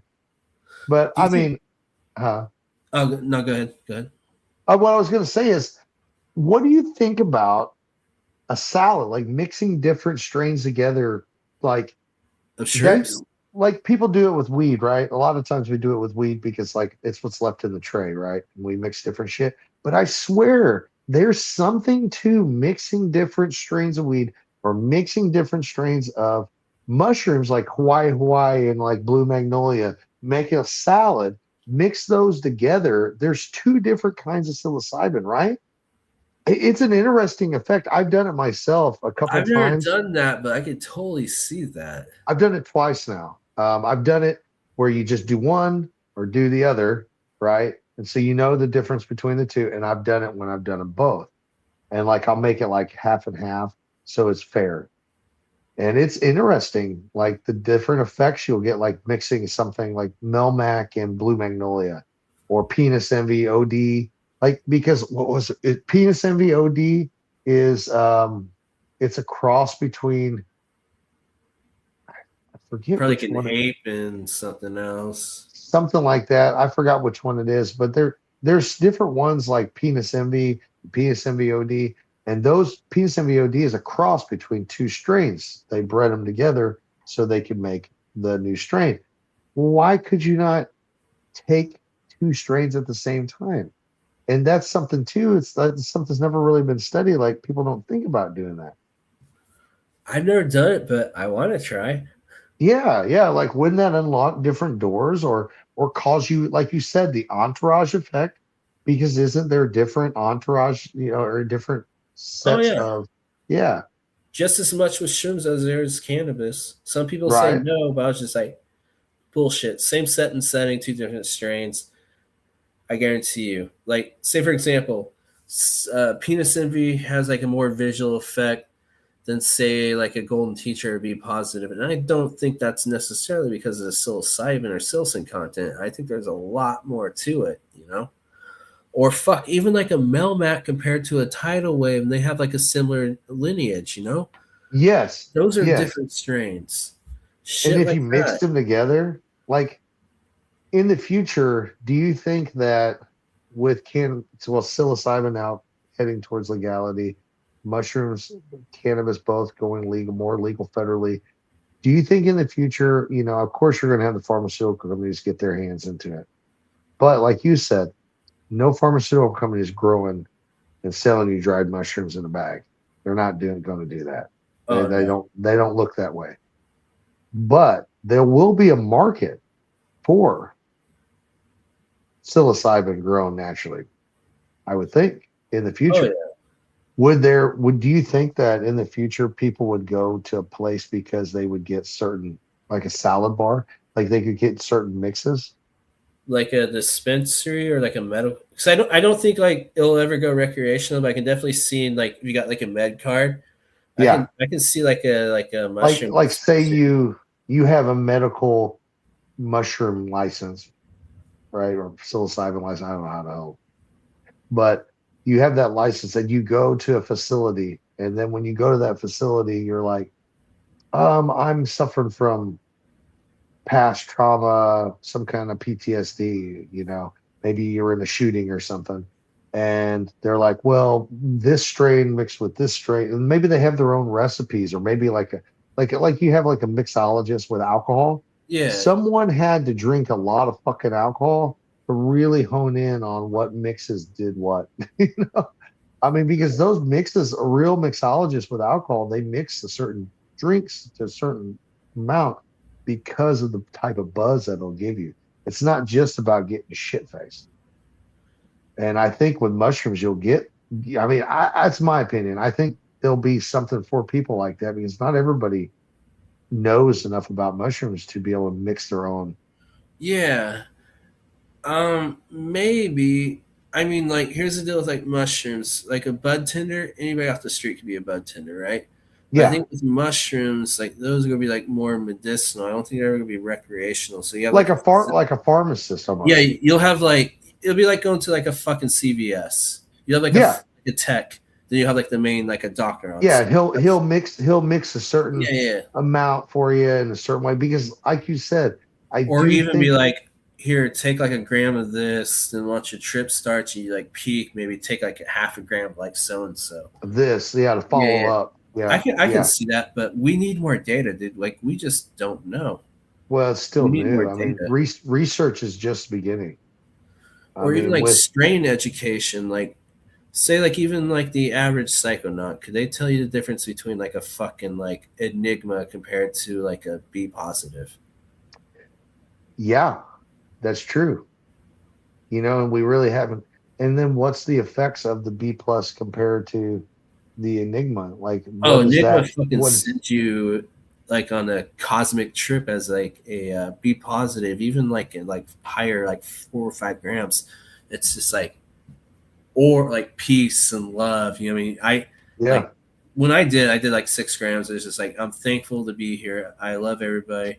Like I'm going through some shit, but um, but like, oh, what's that saying? Trials or adversity is oh no, here we go. Adversity is a privilege, so like that was like my Yeah. mentality like on like be positive. As with like, I do something like Enigma, like it was just more knocking on doors and like it to me, like I did like 4 grams of Enigma like an idiot because it is pretty fucking potent. But it was more therapeutic as with like a be positive, it's like therapeutic, but not like I had to go through like some like 'cause I mean when you do like a heavy dose of shrooms have a really good trip, it takes a lot out of you. Oh, Like yeah. I have to give myself two Enigma days. felt more therapeutic as with like be positive, it was just reassuring and kind of kept me going. But like Enigma, it really I knocked on doors that scared the shit out of me, but at the same time it was just like, oh, it's okay, face like past demons and shit like that. So I think in that regard, maybe like something like for Enigma for me or you would work better therapeutically than it's like a B positive, but you can also like break that down to like individual like elements and stuff.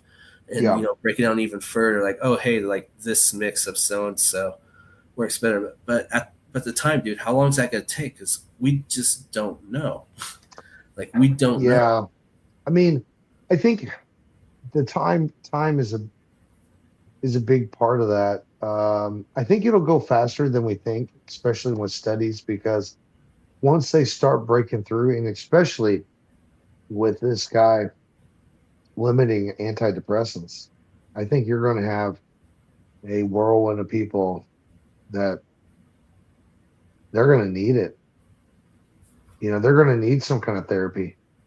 And Oh, you just can't, like I was reading an article, they were talking about the antidepressants that they're talking about taking off the market. And the thing is like those people that have been on them 20 years, like what's the effects of those? I mean, look at what happened when we had the opioid crisis. We oh yeah. found out that opioids were addictive and hurting people and cracking people out.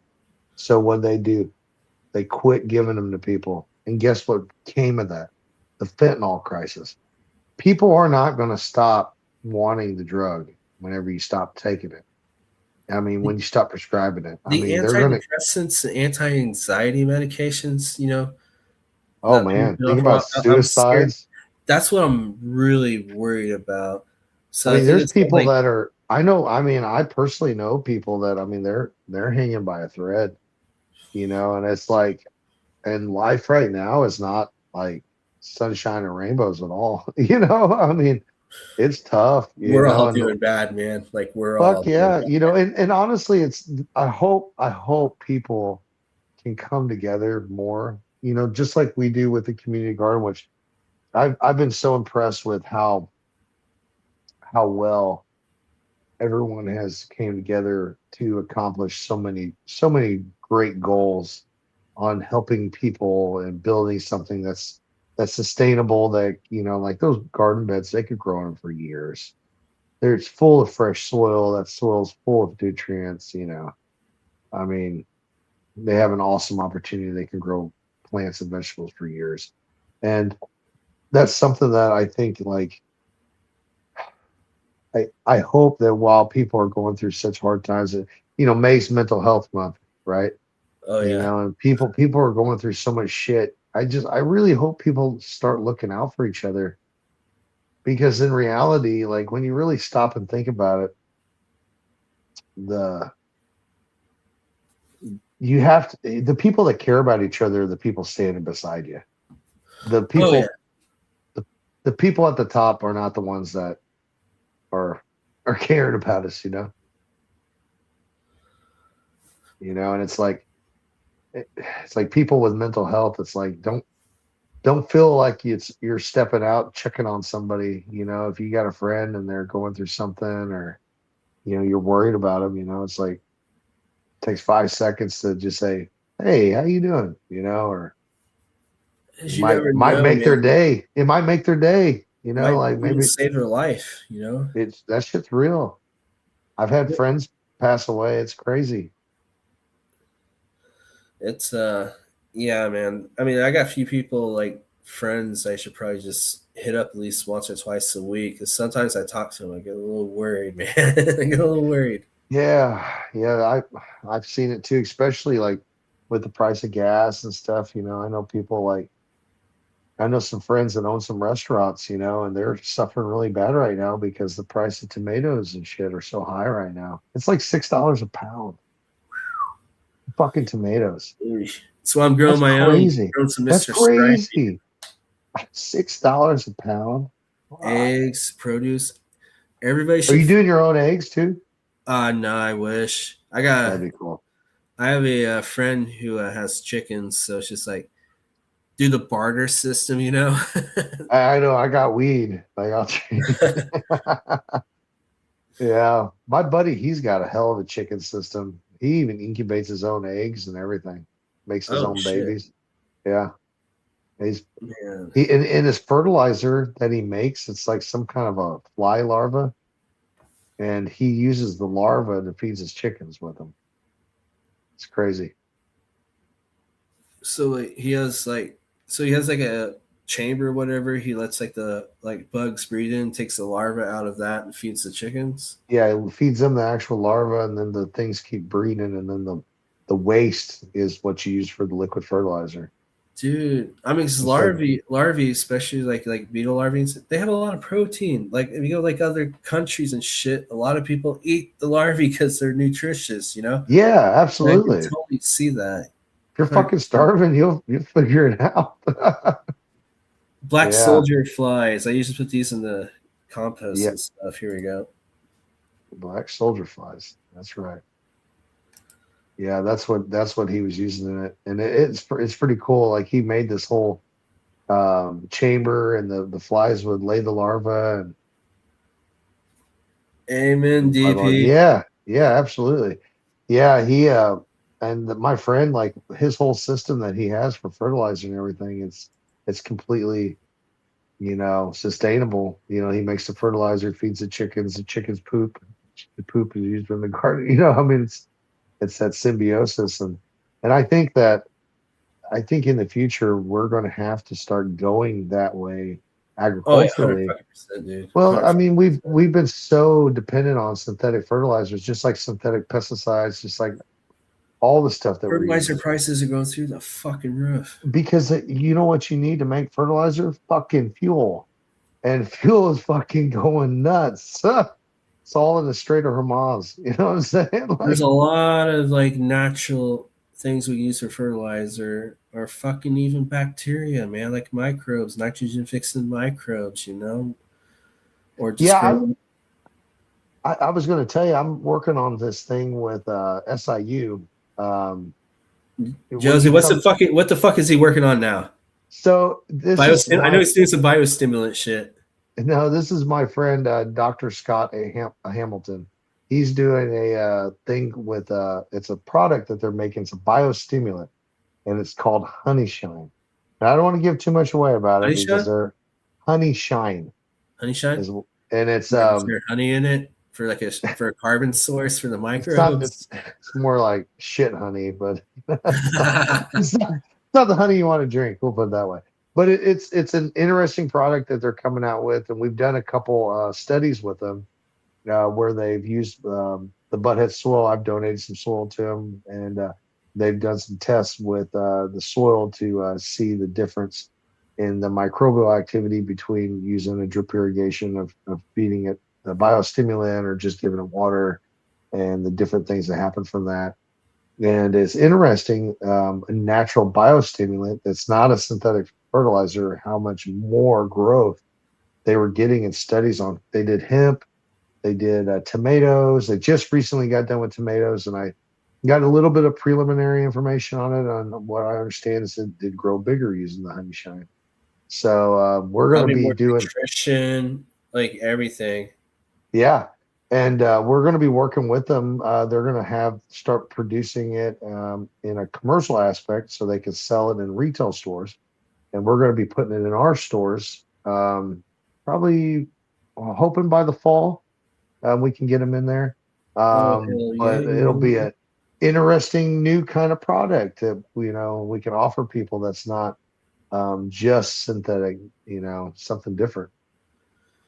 It's a oil prices going up, and not to mention to make synthetic fertilizer, you go through like the harbor process, and it's just really energy intensive and not that sustainable.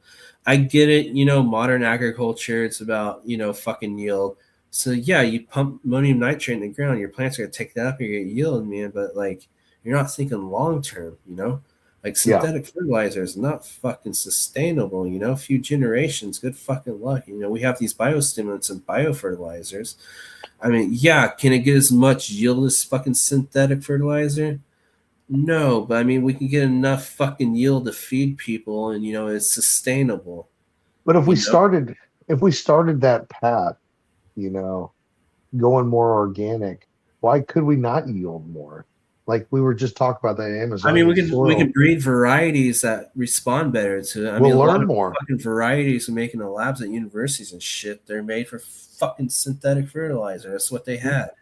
We're not testing it as much as we should. Oh no. The market's owned by Monsanto and synthetic fertilizers, but that market's changing, and people are going to have to think of something more sustainable that they can use with agriculture that's not so expensive, because we won't be able to afford to buy the food that we need to eat.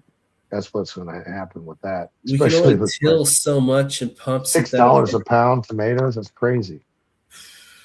I think I everybody should mean, have you know what a victory garden is? mm-hmm. I think we Yep, should all that have was a in victory the garden. World War II. Well, in Victory Gardens are a big. I mean, that's kind of the same concept behind my whole idea about the community gardens, working with as a nonprofit. Um, we do the community gardens the same idea to help your community, your country, by providing organic food, sustainable food for yourself, that you can not have to depend on a foreign country for your vegetables for a little bit. Oh yeah. And not to mention, folks, heirloom veggies and fruits. Holy shit. Like, man, like I grew this variety of tomato last year called Mr. Stripey. I could just eat it like a Oh, fucking I can just eat it I've like a had that. goddamn. It blew my fucking mind. You're used to like It's the like beef. purple, a little purple, Uh, right? or this one was like orange, but there are like some purple varieties that taste very similar. But these tomato varieties, it ain't like the fucking beef tomatoes you get at fucking Safeway or something, you know? Like these, like I didn't know tomatoes could taste like that. It's like I didn't even cut it, put it on my sandwich. I would just fucking eat it like a pear. It was like the Hmm. most insane thing ever. And like these pepper varieties, you know, like they taste tropical. You Hmm. know, They're it not isn't like, spicy. I mean, you get them like real spicy too, but just like the tastes are like tropical. You know, say like you get like a jalapeno from the grocery store. Yeah, it's hot, but it doesn't have too much of its taste. But a lot of these pepper varieties are just fucking phenomenal, man. It's like, am I eating kiwi or something? You know, it's just like the most insane thing ever. That's a really good point you brought up with the pepper. I bought peppers from the grocery store that were grown in Mexico, and they have no flavor. They're just like it's like an empty shell. It's crazy. Same with tomatoes from Mexico. A lot of times they have no flavor. They may have the structure, but they don't have anything else. They have no taste. They have no flavor. And even the jalapeno, it was maybe a little spicy, but I remember when I put it in my tacos, like it was like couldn't really taste the jalapeno. It was crazy. But yeah, when you're dealing with organic grown vegetables or vegetables that you grow at home, I think God, the flavor it's so much better. Oh yeah, and I would really, I hope we get to the point where like, I mean, yeah, you always have like your small like craft cultivators and like heirloom veggies and fruits, you know, your home garden. But I think if like even some of these like bigger companies, if they would start, you know, using like, you know, like microbes and cover crops, you know, for their nutrients, I think they would get a higher quality product than they're just blasting, you know, ammonium nitrate and everything. And I think over time, you know, maybe you can do a little bit of breeding and then you can get like the yield, the sustainable yield. So I think that's the reason right now that like biofertilizers haven't taken over because you don't get as much yield as you would with synthetic fertilizers. But I mean, the biofertilizers nowadays, you know, they're kind of getting dialed in, you know, it possibly can compete. But I think with these microbes, you know, they can work synergistically with like the plants and you just get more like nutrients and secondary compounds and stuff, just make a way better, higher quality product if you're just, you know, blasting it with synthetic fertilizers. And yeah, I mean, I see like how they can be synthetic fertilizers can be useful for like yield and shit, but it's not sustainable. Like it's not sustainable. Yeah. You know, like maybe not our generation or our children's generation, but a few generations down, you know, some shit. There's consequences, you know. Well, and we had a privilege this year. You were talking about how amazing the different flavors of vegetables are that we don't really know about that Walmart doesn't even carry, right? And you're not joking. I mean, we worked with this company called Baker Seed Company. They're out of Missouri. I recommend checking them out sometime. They have a website online, bakerseeds, I think.com. And they donated us about $100 worth of seeds for the community garden. And there's a tomato. It's cool as shit. It's a stuffed. It looks like a stuffed pepper, but it's a tomato. And you What? stuff it's thicker. It's made. It grows thicker walled, and you can stuff like ground beef and rice and shit in and make like stuffed peppers, but they're stuffed tomatoes, and they grow like that. Then we have some stripies, purple carrots, giant Chinese cabbage. I grow a lot of Japanese vegetables in the garden because, of course, I'm Japanese, like daikons and um, edamame and stuff like that. We have a lot of fun growing that because it shows people different cultural vegetables that they didn't know. Like you just said, people try a tomato and you're just like, God, this is so good. Well, it's not the same radish. It's not the same tomato. It's not the same. And you can't go to Walmart and buy that. They don't have it there. Oh no. And that's what's cool. And it's interesting watching people try it for the first time, like a daikon radish or something. It's like, I don't know what this is gonna be good. And then they try it and they're like, man, that was fucking good. And it's a cultural thing too, different kinds of vegetables and foods, like if Chinese or Mexican, when that comes into an area it's never had it. I mean, it's interesting to experience something that's different than the same old thing. And I think you get that more out of Victor Gardens, because what if the gardener's Indian? Oh yeah, man. You're going to have a variety. You're not getting that at the grocery store. You're just getting beefsteak. Getting like I mean, one, possibly two varieties of tomatoes. red, orange, tomato. That's all you're getting. You don't get, and they ain't even fucking red, because they pick those sons of bitches when they're still green, Oh yeah. and they hit them with that argon gas. Ain't that right? See, yeah, I think it is argon. Yeah, Argon and or like nitrogen or something. yeah, I forgot which one it I is, think but it's argon. they hit them with that gas, and it changes the color to like an orange tint. It's not even red because it's not really ripe. Then you pay $6 for it at Walmart. $6 a pound Oh, for it at Walmart. well, think about cannabis too. Cannabis is the same way. I go buy weed from a dispensary, or the weed that I grow at home. There's night and day difference. And a lot of times, like from friends of mine that work in that dispensaries and stuff like that, it's because they're on a tight schedule on when they can harvest. So they're not watching it. Like when I'm growing cannabis, I'm watching the trichomes. I'm waiting until they get amber. I got my own little thing. Everybody's like, I've heard people say 30% amber. I've heard people say 10% amber. I've heard people say no amber, just cloudy. Everybody's got their own um, time when they harvest. But I think that also adds to the quality of the plant, is ripening it. I mean, just like picking a tomato when it's green, it's not finished. So it's not going to taste right. True that. So you mean like keeping like the more amber the better, or So when I do my plants, I always go, the way I was taught a long time ago was do about 30% amber, 20 to 30% amber. I know some people that go more amber. I know some people that go less amber. I do about And 20 to 25 on the yeah, amber. that's where I'm at. About the same. And that to me is like I have that body buzz, and I'm getting the head buzz, and it's giving me that entourage effect, because you're getting the different cannabinoids from the amber, because that's a different cannabinoid than what you're getting in the clear, or hopefully you have no clear. You're just getting the cloudy.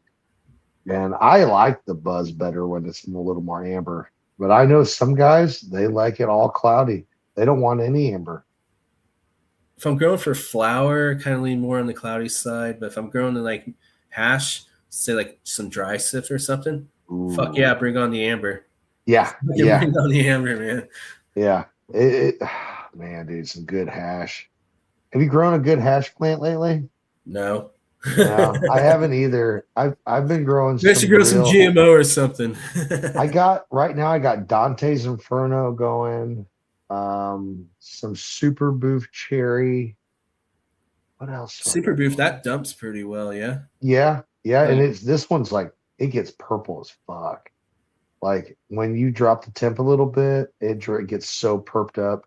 It looks so nice. Like we did a THC test on some. I think it tested like 25 or 26. This guy's, but we put it in. So we do a chemical test where with a T check spectrometer, and you have to mix it with isopropyl alcohol to break it down, so you can pull the sample and put it in the spectrometer. So when we do the sample, it almost makes the damn isopropyl alcohol look like black, like purple, whoa. because it's so purple. The color, it's so deep. But yeah, that's a neat strain. We did Hollywood. Uh, I think that's a cookie strain. That I got that one going. What else do I got? I Hang on, just hang did on. this. I mean, cut you off, but do you know what this means? Because I don't. Some cop acronym or something. What does it mean, Peter? I don't know all the lingo the kids speak nowadays.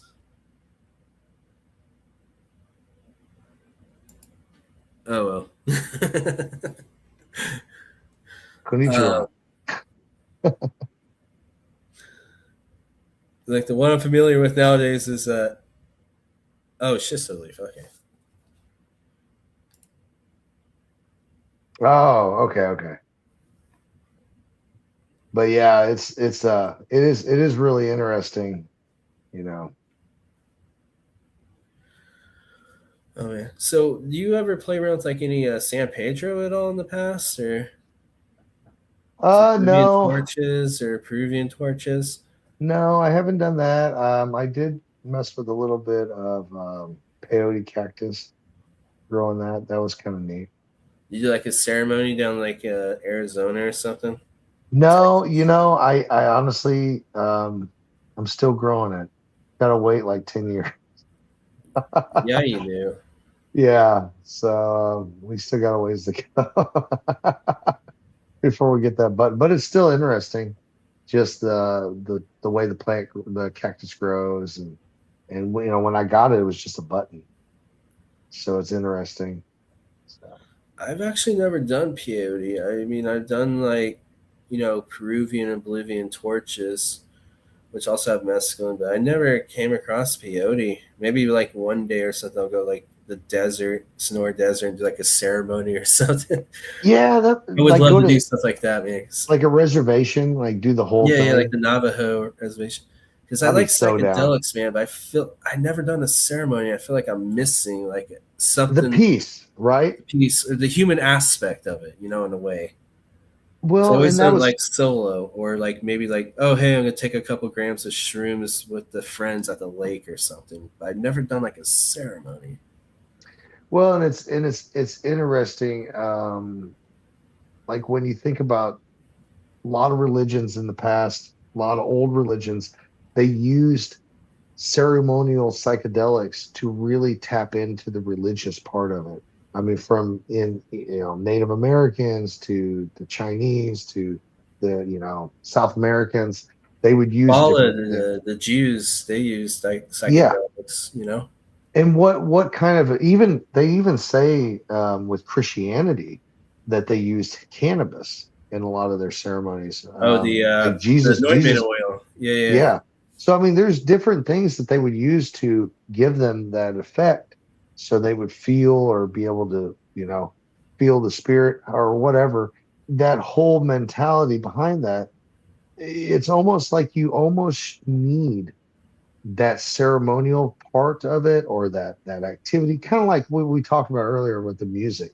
Like you can't Yeah, listen to hit them up while you're trying to trip mushrooms because it'll fuck up your trip. But if you're listening to like Mac Miller, you're cool. And I think that's where that ceremonial. But man, think of how much more intense that would be to be like people beating on fucking drums and just that's the doing the reason I want to dance. do ayahuasca. First time I do ayahuasca, I want a ceremony. I Dude, I told you I'm ceremony. down, man. You let me know. We'll fucking go. I'm If I down. Hawaii, because they do those retreats out there, yeah. In Hawaii? Or are you talking Do Japan? they no the ayahuasca? Oh, ayahuasca. I need a. If I do ayahuasca, I gotta be in the I think ceremony. that's South America, ain't it? Oh yeah, like Costa Rica. Yeah, yeah, yeah, Now yeah. they have a place in the United States that you can do it. I think it's like Indiana, Indiana. or I think it's I'll something like go that. go out to go out to Deer Creek or something. You Yeah, know. there's a place somewhere around here that you can go, and they grow the plants and they do it there. But I don't know. It'd be cool to get the full fucking experience to go down to like South America, like where it's from. That would be the most gangster thing ever. Ayahuasca in Japan. I think that'd be the most gangster thing ever. No shit. Ayahuasca in Japan. Well, I would definitely do it in Japan. That'd be cool. I did Yeah, not I know that. see. I. Yeah, but I need to. Ayahuasca is like the big one I have not done yet, and I think I've that never done it. some more. I don't want to say like the most eye. You know what? Maybe it is the most eye opening. I know I've done synthetic DMT at work. Um, for me though, it's like shrooms. Maybe mescaline. I haven't done mescaline in quite a while. Maybe I'll go out to like, I don't know. Fuck. Go visit DP out in the Sonora Desert or something. I see him in chat. Just Yeah. do some mescaline or something. Yeah. Man, I at this rate though, like kind of go back to psychedelics. I honestly could see psychedelics becoming like legal before weed in some aspects. To be That's honest, what I'm like saying because ibogaine, there's I think will become legal. I mean, it's already. I mean, it's looking that way. Look how fast with everything's starting to move now. Oh yeah, it's crazy. And more I states are mean, coming on with like psilocybin therapy. Like Maryland just came on, and there's like fucking 4 other programs. The New Mexico, you can now start doing the psilocybin therapy. Actually, fuck, it might have been Maryland that allows it, or I can't I can't remember, but it's like a new state. Also, like puts together like a task force on psychedelics, or opens up a grant for research. Or more states are just coming on and putting up a program for psilocybin therapy. Yeah, we need to lower the cost because people are poor nowadays. I mean, I'm fucking poor as shit. well, it But should be cheap. It shouldn't be so I mean, you should expensive. pay like like a couple $1,000 for like 3 sessions. That's just fucking crazy. When you can buy Yeah, those that's shrooms fucking for like nuts. $10 fucking, you know? Yeah, yeah, That's just greed. That's that's just greed. greed. Yeah, and that's not helping anybody. And it's like, oh, we have to do this integration. It's just like, all right, like I get the whole cognitive behavioral therapy thing, but I don't think something like that would necessarily work with psychedelics. Because a lot of these fucking therapists have never done psychedelics. You can't explain that. You Yeah, can't explain that. That's a whole new it's rhythm, you know? well, it's just like cannabis laws being made by someone that's never smoked cannabis. Oh yeah, I never understood why these kind of things are being decided on by somebody that doesn't understand, like a doctor that's never done it. I think before you should be able to prescribe someone with psychedelics, you should be you should do them. You should know what's going to happen. Because how oh can yeah. you there's no book that you can read that's going to fully explain what that person's really feeling. You can't even explain it. You just gotta go in that room. It's unexplainable. And I would trust someone more that, I mean, at least in my opinion, I would trust someone over a doctor that's never done it, somebody that's just done it and has understood how much he took, what he went through. I would trust his explanation on dosage over some doctor I that's just mean, using his hypothesis to tell me what I'm supposed to take. you know, like like psilocybin churches. There's some of those that are around in the states, and like the people that run it, yeah, they probably seen people trip like thousands of times, and they probably done way more than like some facilitator. And you know what? It's donation. Yeah, So I can see yeah. like stuff like that, so you can tell like you're in a safe environment instead of like, okay, I'm gonna go in this room for the first time and take like 4 grams of Enigma and see Well, what and people happens. that you can trust and that's not going to be there and like Oh yeah, or rape take you or rob advantage of you you, you or take know? advantage. Yeah, while Yeah, you're, yeah. and that's the biggest fear, really. I think when I'm on mushrooms, anyways, is I want to feel safe that the people around me are going to take care of me and not judge me or hurt me or you know what I mean, or do Yeah. anything to me. You know, it's like that's what I think the people are going to want is some place that they can feel safe to express herself and learn how they feel. And I think that place exists, and I don't think it costs $2,000 a session. That's crazy. The regulated like is Oregon, like the psilocybin industry there is pretty much collapsed, you know, because no The one can cost. no one can afford it. Like Well, they're for doing it. They're example, just doing it at home. oh yeah, that too. Yeah, Or Colorado where it's decriminalized, you can grow at home, you know? yeah. And honestly, look at Colorado. What problems have come about since they decriminalized psilocybin? None that I know of. Have you heard of anybody wigging out and shooting up the place or doing any kind of Mm, no? it Eh, might have probably stopped people from shooting up places. That's what I was saying. I really think that the data is there to show that it would reduce suicide, make mental health better in areas that need it. And I mean, you can't tell me that people drinking is going to make their mental health better. Oh fuck no, exacerbates it. Oh God, it makes it so much worse. Honestly, I And could I say mean, probably 90 to 95% of the problems I've had in life were because of alcohol. 100 yeah, fucking percent, dude. yeah, it makes you act on emotion and you don't think. Oh yeah. And Then and everybody knows that's a bad fucking idea. then you sober up and hang around drunk people. You're like, holy shit, was I doing that? you know, Yeah, yeah. And let then me you go hear the sit here and smoke story. this J. you Yeah, know, yeah. And then you hear the story, and you're like, "Oh fuck, what did I I was like, say to that girl? God damn, I had no inhibition." then you like feel remorseful about it, and just like, Mhm. just like you look back, you're like, God damn, that was a real piece of shit, you know.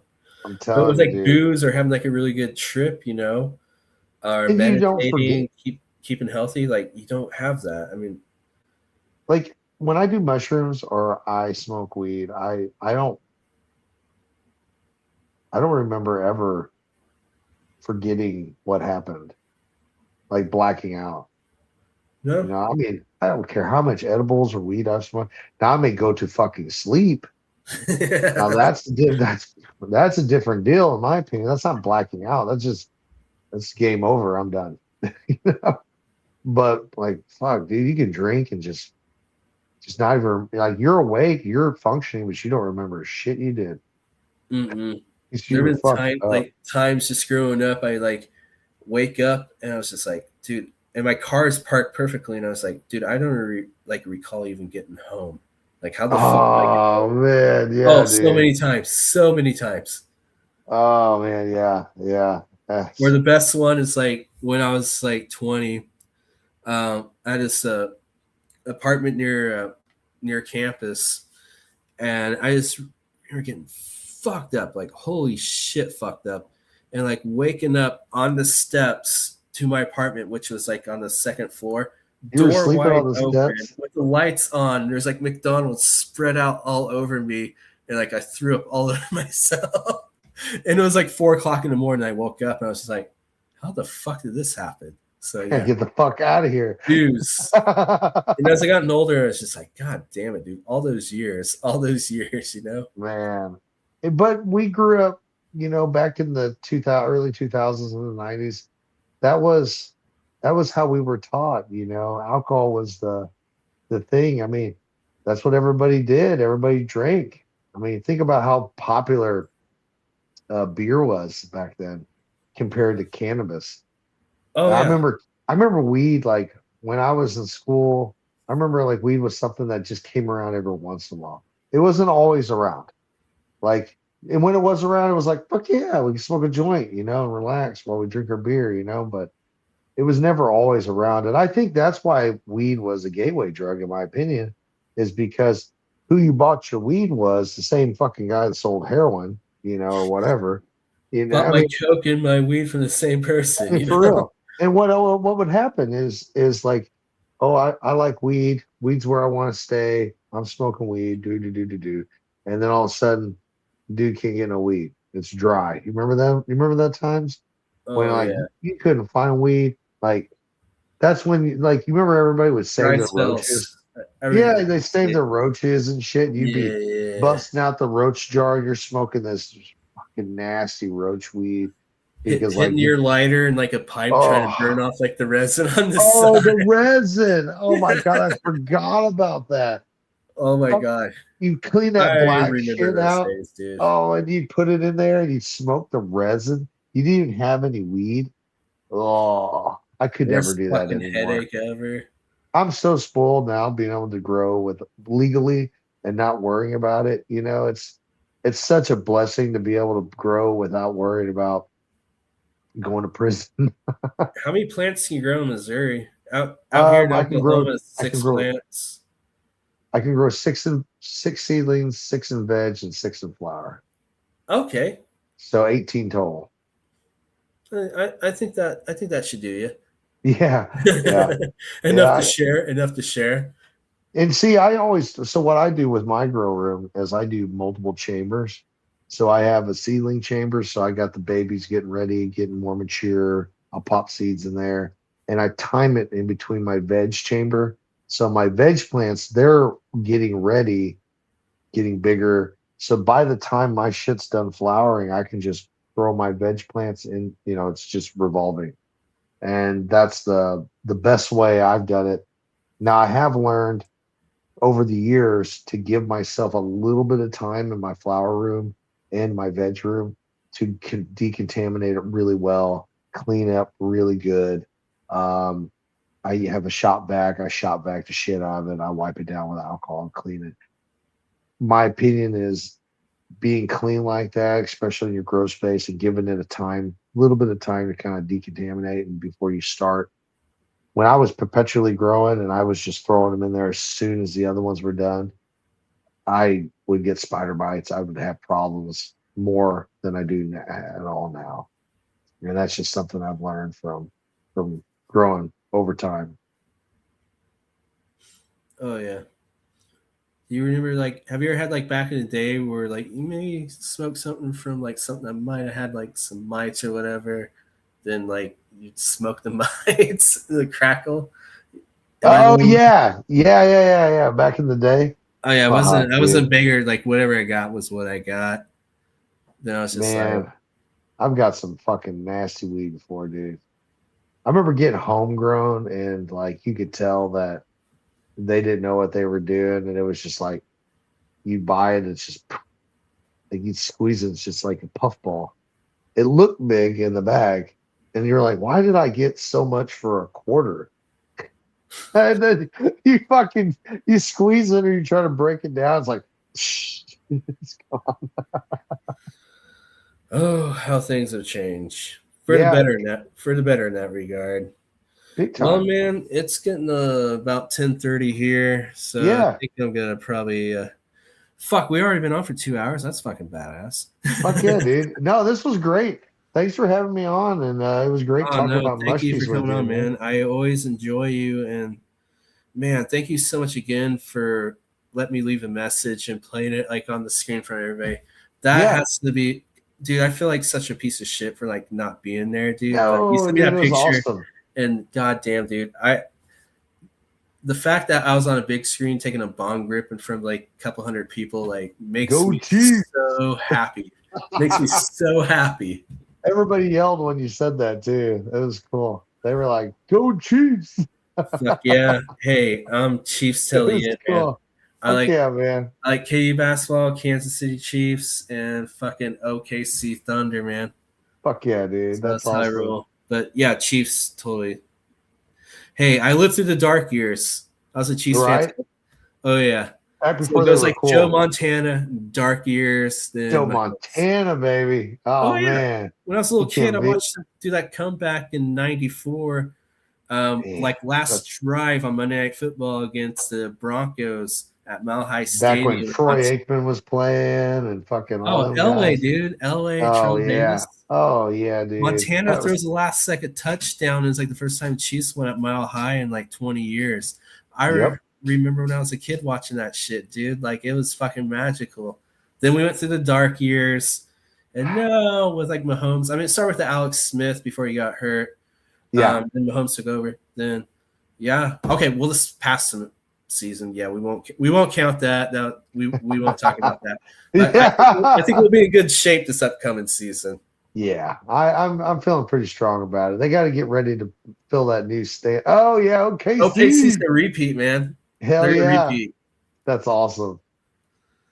Hey, No, it's a I'm local excited. team, so. Fuck yeah, dude. Gotta represent the local, man. I All love it. right, brother. Thank you so much, man. This was Peace, brother. amazing, dude. I Thank you. gotta. We'll get on again. We'll talk again. Oh, anytime you want, man. Like you're Oh a yeah, good dude. anytime. You I have love being on. good morals, honest guy, brother. Anytime you want, dude. Just be like a regular guest. Just hop on. Just Yeah. text Fuck me yeah, like, hey, dude. man. Anytime, brother. All Fuck right, man. yeah. I will catch you later, brother. Peace, brother. See ya.